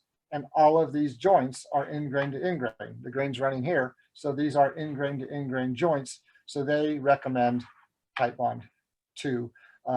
But they all work. Type Bond 3 works just as well. It's waterproof and it's but it also leaves a darker joint. So with a cherry or a walnut, you'd probably want to maybe even consider Type Bond 3, but I have the Type Bond 2 out, so we're going to use that tonight. So what I'm going to do is just squeeze a little bit into here. Some guys dip the segments into there. I like these little silicone glue brushes, which I have right here.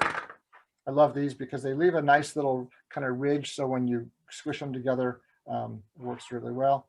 And so what the goal here of this first thing I'm going to show you is to make pairs. And then glue these, clamp the pairs together with rubber bands. And then you put those together, and then you put that together. And then you make 2 half rings. You make 6 and 6, and then I'll show you how to glue the half rings together later. So you take the glue. Oops, sloppy.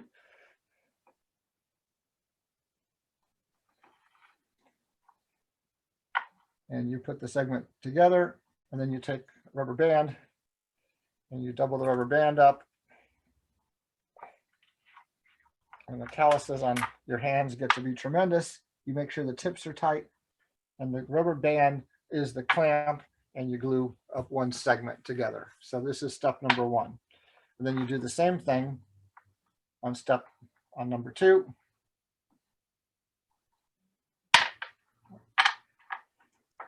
Butterfingers tonight. And if it matters,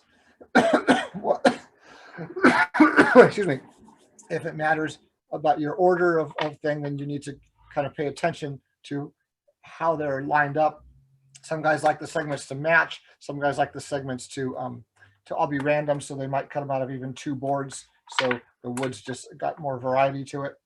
But there's pair number 2. And then we'll do the same thing here. No, Lee, come on, bud. It's just mommy. How's it going? It's going good. This is actually really cool. All right, so there's number 3. They've been doing it. I just hasn't been one that I wanted to really see. Or thank you for that. Oops. Okay.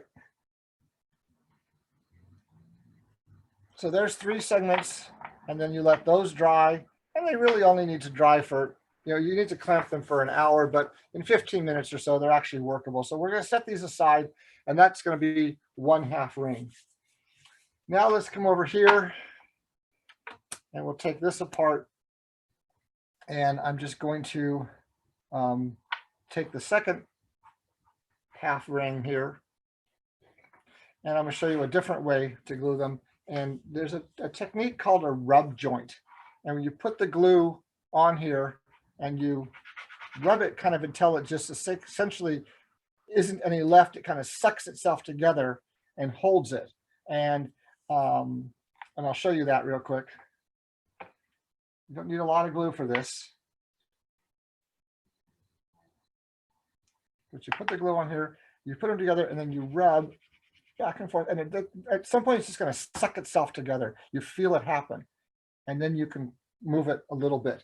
And technically, I can just leave this without clamping it, and it will do the job. Sometimes, if I'm being particular, I will take that and then add a rubber band to it.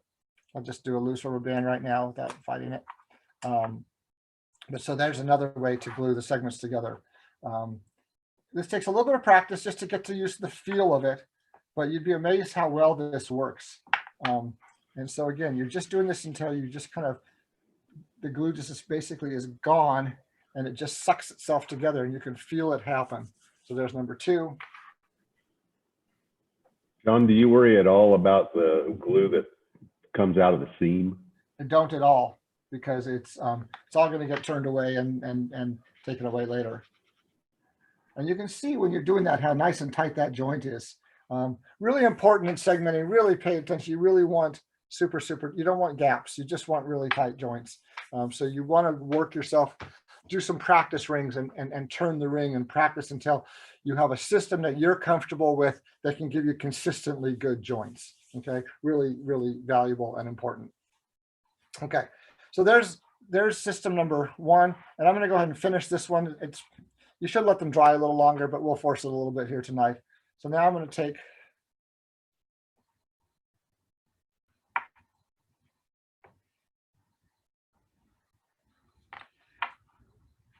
connect the 2 of these together with the rub joint. And again, I can now come in with a rubber band if I wanted to and double it up, use a tighter rubber band. Maybe I would use a smaller band here. These are pretty tight. And help it hold it together like that. Let that one dry and then do the 3rd one. Okay. And then you're going to end up with, I'll just make these real quick. These won't be perfectly glued up, but I want you to see what I'm doing. So there's your half ring.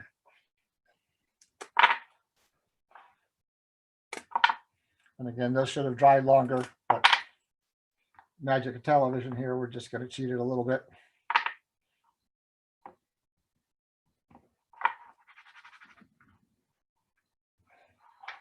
I'll do the same thing over here.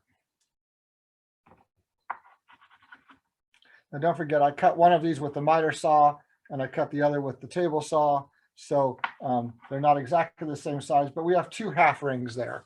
And then we're going to show you how to fix the half rings, which we'll do in a minute. So there is kind of the classic options of gluing these together. However, there's another method that I find is really, really more efficient and faster. And so we come up with some hose clamps. Where's my tool to take apart the hose clamp? Hiding on my desk. Ah, here it is.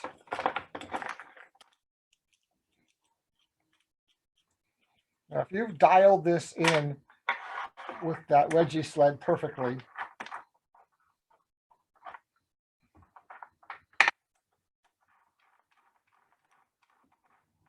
done a test piece until you've gotten it just right, or you have a dedicated sled, or you've set your miter saw up perfectly, you should be able to do this all in one fell swoop. You should be able to do that and have it absolutely perfect. There is a little tiny gap here, so I am not absolutely perfect. So I wouldn't, oh, there it goes. If you get the points together, it helps.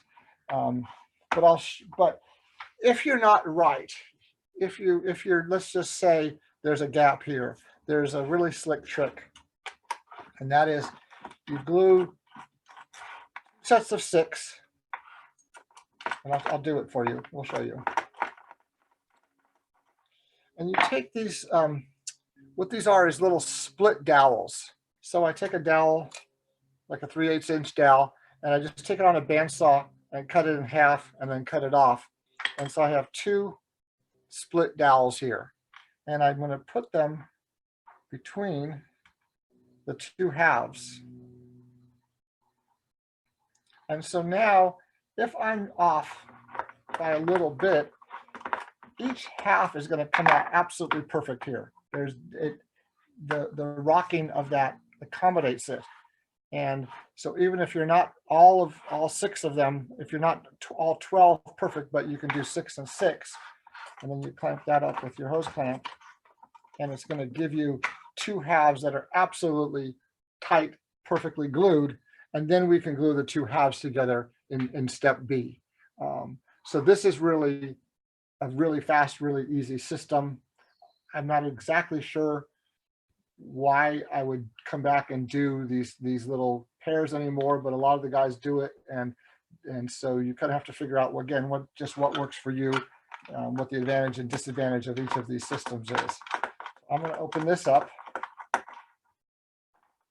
take this off, take my little pins aside, and I'm going to real quickly glue this whole thing up.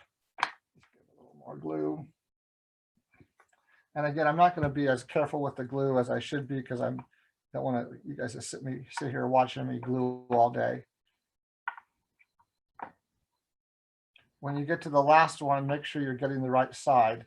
So 1, 2, 3, 4. You only really need glue on 5 of them.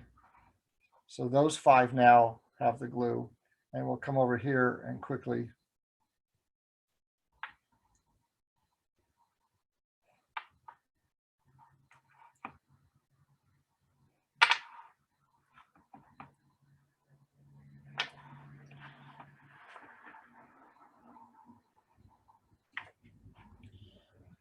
so we're going to get these by hand as close as we can.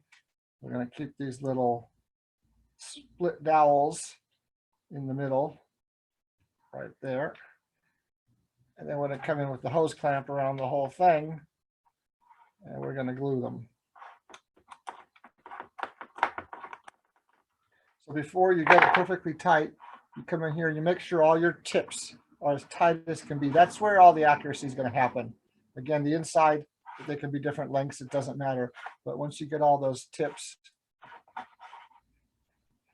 then you can come up here, snug it up a little bit more. And then sometimes I'll take a little tap hammer, just all down, all the way down, like that. And then we crank that down a little bit more. And now we've glued up 2 half rings, in my opinion, the fastest system. Quick, easy system, but there's 3 different ways here. Hopefully I've shown you how different people do it. All right. So I'm gonna let that sit for 2 minutes. So I'm gonna pretend, let's see if I can, yeah, we'll just work with this one for now, and we'll pretend that these are the same size. And if you look right here, there is a little bit of a gap right there. And if you hold it up to the light, it's easier to look through and see the gap and fix the gap. And so there's a couple ways to fix that. You could take it onto a sled on your table saw, stick it to the sled somehow, and you're going to flatten this perfectly and flatten this perfectly. And then they're going to go together, and you've corrected for any error. So again, if there's error over here, we'll do this one as well. But the best way to do this is actually on a disc sander. So I'm going to move this camera over onto the disc sander real quick.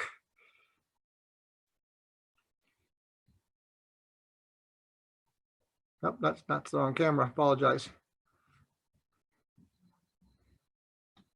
Okay, so this camera is going to slide over here to my disc sander.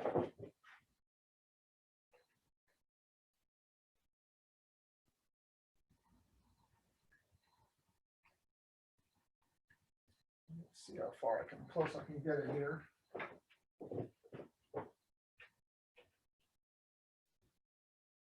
Okay, let's go right there.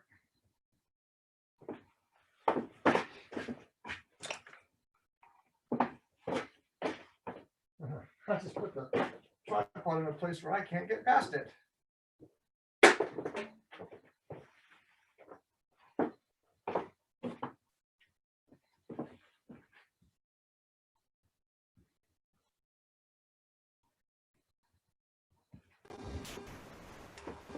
Okay, so now let me extra little light here. Is that light better or worse? I don't think I actually need it. Let's see. Probably fine without it. Okay, so now I have two halves here that aren't perfectly tight. There's a little gap in them. And I'm going to mark just up and up, so they're going to go together. But what I'm going to do is flatten one side up, and the second side I'm going to flip and do it upside down, and that will correct if there's any tilt on the table. If the table's not completely tight, I can correct for it.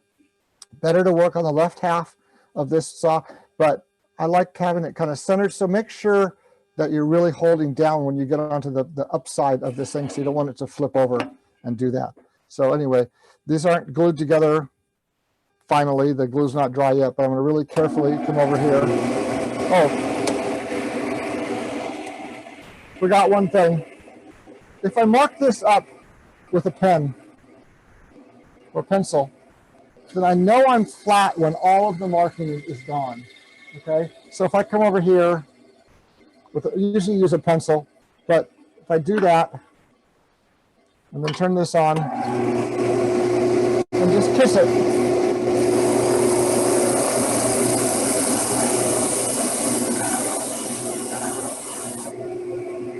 See a little bit left.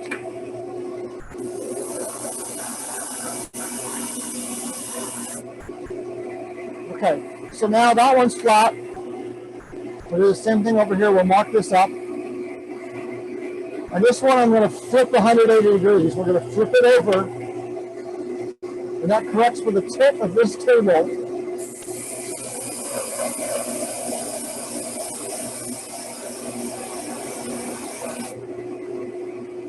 Okay.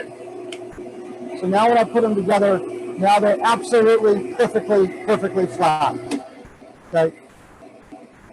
So even though I've sanded this a little bit, I haven't taken off enough to really make a difference, believe it or not. Depending on which way you're off, it's really nice if you've made the angle a little bit too big, and so you just go right up to the point there. In this case, the angle was a little small, so I had to take a little bit off the wider ends, but it's not enough to make a difference. You're never going to see that when it's all put together and everything. And so now I know that these are good.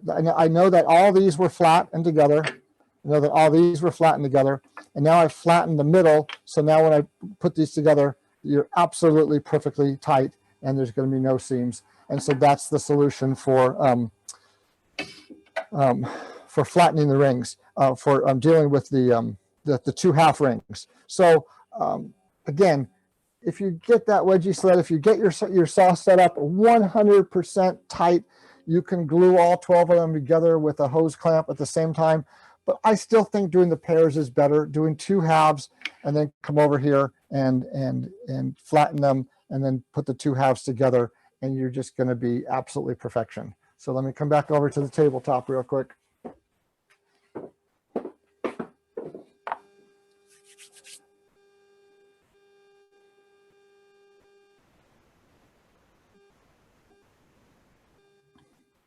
So I know these aren't the same size, obviously, but I now know that, I mean, I'm looking at this.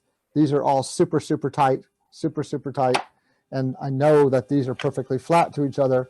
So now if I were to put a hose clamp on this and tighten it up and clamp it, it's going to be just absolutely as good as we want it to be. So same thing over here. Again, so if this was the case, I take these little rollers out, and you can see now, you can actually see the gap. So I'm glad you can see that.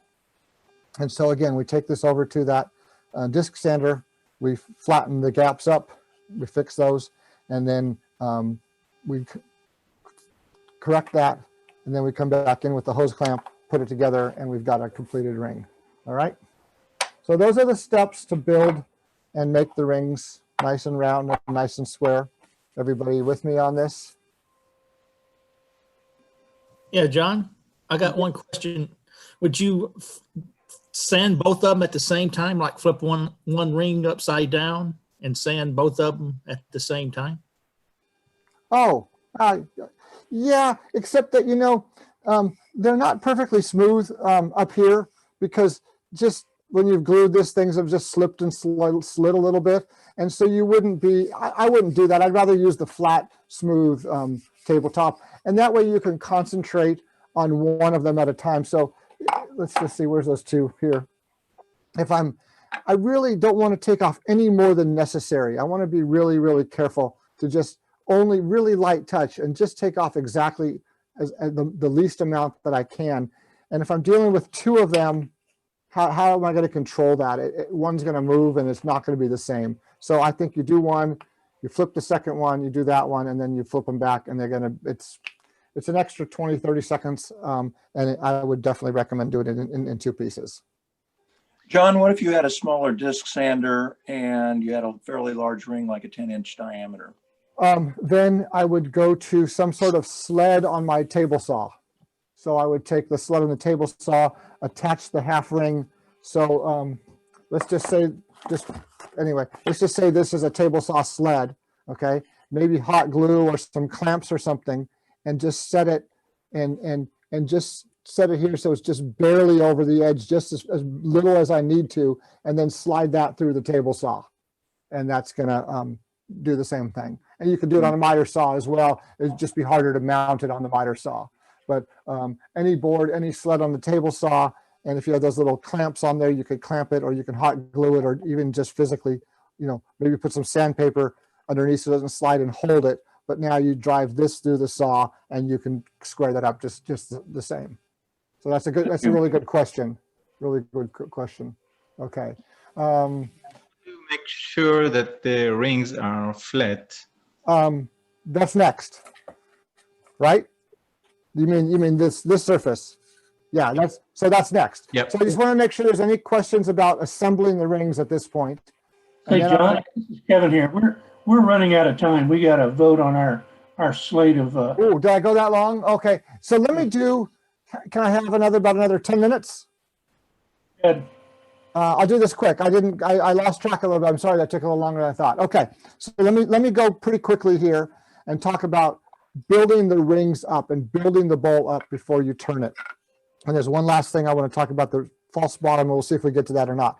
But so now we have these rings, but there's ridges on them. They're not perfectly tight up here. So we need to get all this really, really smooth, and we need to build them up as we go. So if you have a drum sander, you could run this through a drum sander and you could flatten these nicely.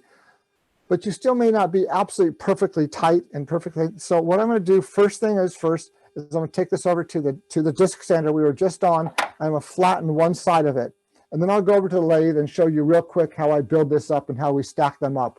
And that should give you the idea of the last couple steps to build these things. Okay, so let me come back over here to this camera. Okay, so come back to this for a minute. And I think I should be able to do this without, sometimes when they're too big, you can take the table off. This is going to fit. This one's probably not, but I'll just rotate it. But if I take the table off of here, then I can hold them against the whole disc and do it. But you need to start with one side flat for sure. So you come over here, watch your fingers on the sandpaper.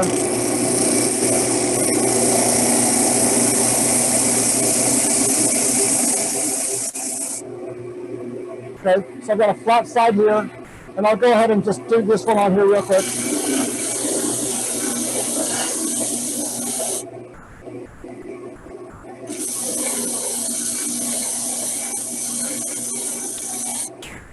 Okay. We'll bring this camera over onto the lathe real fast. Woo! Can I get it in there? There's wood in the way. John, don't be unsafe. I won't. We'll stick around. Thank you. I thought we started a little bit after 7, so I thought I had a little extra, so I can get this done now. All right, so I'm just going to show you a couple things here. What's really, really important is keeping all the tips really nicely. So when you have this brickwork here, you want the point to be the center of one, and then the next one, the tips line up, the next one, the tips line up. So you're flipping and flopping. The back of this is smooth. So I'm going to take this and I'm just going to mount this one on a chuck real quick on the inside of it. And that's going to center me real fast. I could mount this on, there's a number of ways you can do this. You can start with a solid bottom and then you're kind of a little recess and attach it to a solid bottom. There's a whole thing. Solving the bottom of these is something you're going to have to learn about. I'm not sure we have time to solve that right now. But let's just put this on here. And we're not going to open it up too tight because we want to split apart any of the joint. But now we're going to come over here and we need to flatten this side. And it's really nice if we flatten it on the lathe so everything builds straight. If we put these on discs on a drum sander and run it through multiple times, we could end up, if your drum sander is not perfect, with it being built slightly crooked. So if we square everything to the lathe, it's better that way. And so I'm going to take a wide scraper here, see if this one will work. And I'm going to spin this on here. I didn't glue, this may not be glued up perfectly. I'm going to put a face shield on just in case. But what we're going to do is we're going to come in here.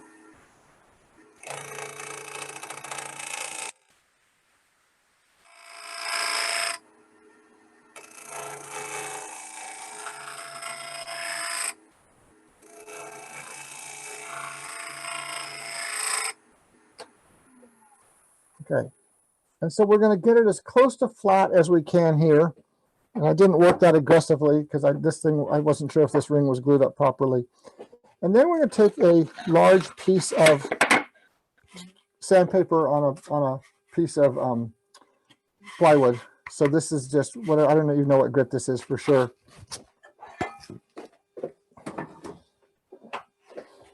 I'm just going to use the tool rest to kind of hold it here, the banjo down here. And we're going to come up here and absolutely flatten this on this. And this creates a lot of dust.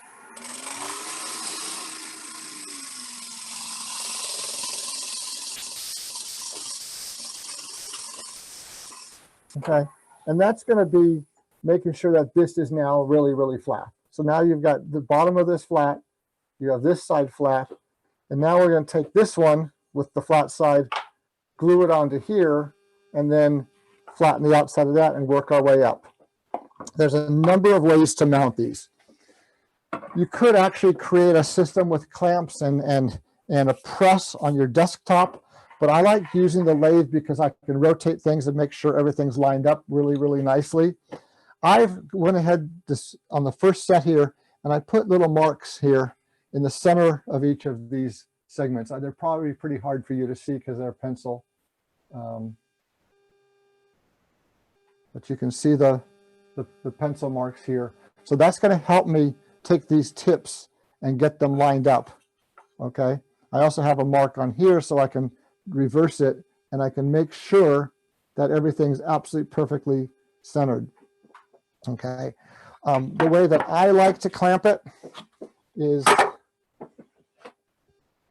sorry, wrong way,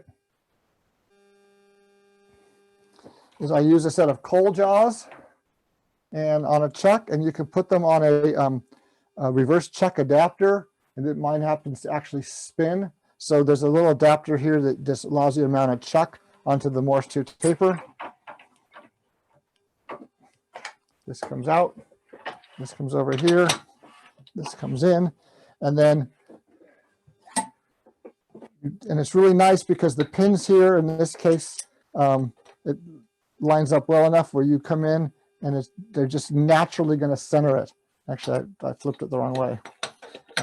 Depending on number of segments, there's 8 pins on here. If you have 16 segments, it lines up perfectly. This is 12, but it still really centers it. Okay, so this is absolutely really nicely centered.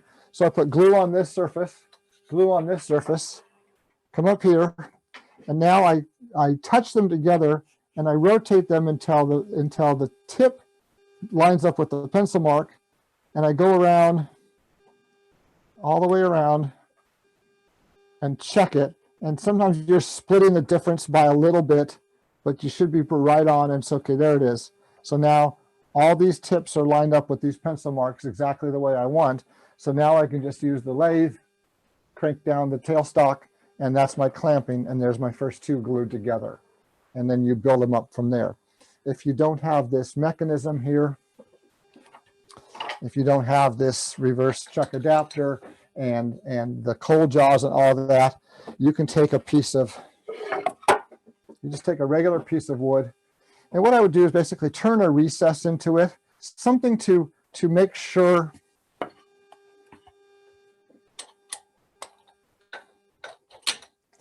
that I can get this centered, okay? Somehow a little recess or some pins, you can even put some little nails in here, just somehow so I know I'm centered on this board, okay? Or let's just imagine that it's on this side. And then I come over here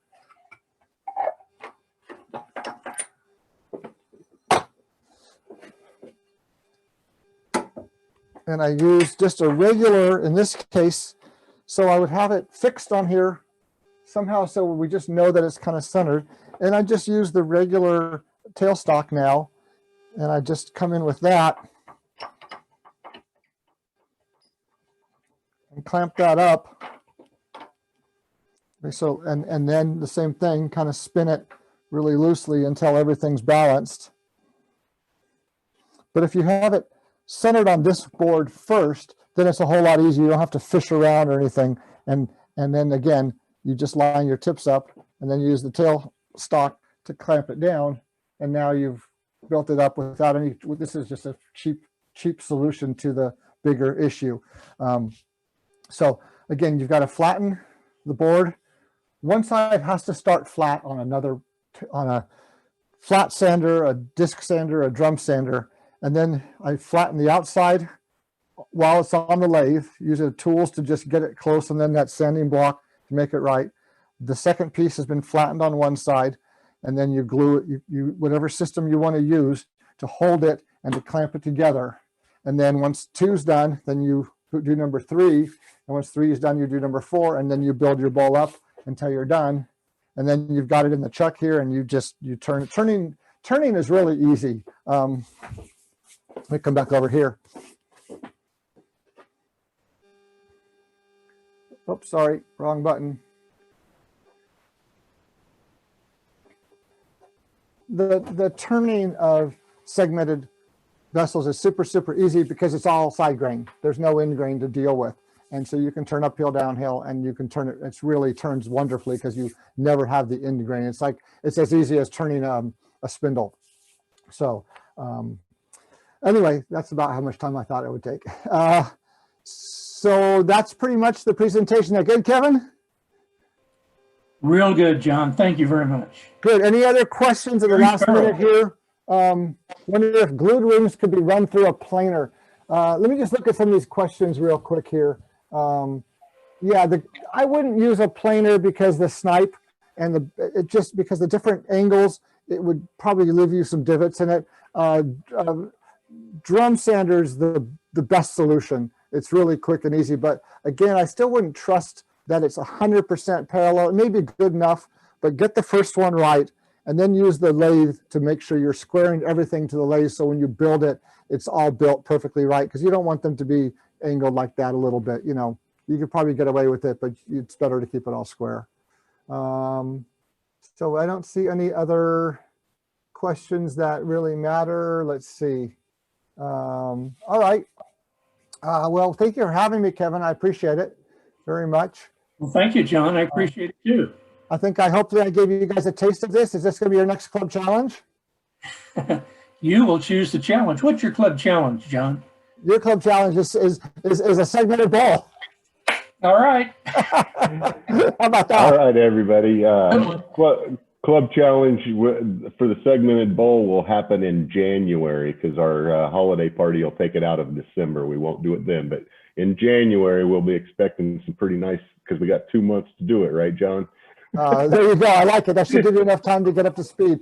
Lots of online resources. I would turn to Malcolm Tibbitt's book if you really want to get into this. It's a must-have. It will answer all the questions. The one thing I didn't talk about is the very, very bottom ring. And we make what we call a floating ring because the wood movement's an issue down there. But if you're small enough, you can make a small segment and attach it to a solid block and just build off of that. And that's what I would do the first time. So try to make your base about 3 inches, make that a solid piece of wood, then make your first ring pretty small and glue that first ring onto that solid block of wood and then build up from there. So that's how I would start these for you guys. But if you get more than about a 3-inch base, the wood movement's going to cause you some problems down the line, and you need to do some homework on that. If you have questions, email me questions. Always happy to help, and I appreciate you guys having me. Really, really nice to see everybody. John, this was the #1 requested demo with segmented turning when we put out kind of a survey to our club. So I could tell by the fact that nobody was dropping off here during your demo that we were all intrigued and interested in what you're showing us. Good. Well, hopefully I've shown you that there's a number of ways to skin the cat, and it's just not that intimidating. I mean, you really, and you can see how quickly you can make them. It's just got to be careful and take your time and get it measured out right. That's where you're going to make your most mistakes, is by making the rings the wrong sizes so you don't have any room to turn the curve properly. But the rest of the steps, you know, it's not brain surgery. I think you can probably all handle it. So good luck, and send me some photos if you get them done. Will do. Thank you very much, and appreciate Thanks. your demo and your time tonight. Thank you. Awesome. Thanks so much for having me. I really appreciate it. Kevin, I'll follow up with you via email later. All right. See you guys. Good night, everybody. Take care. Good night.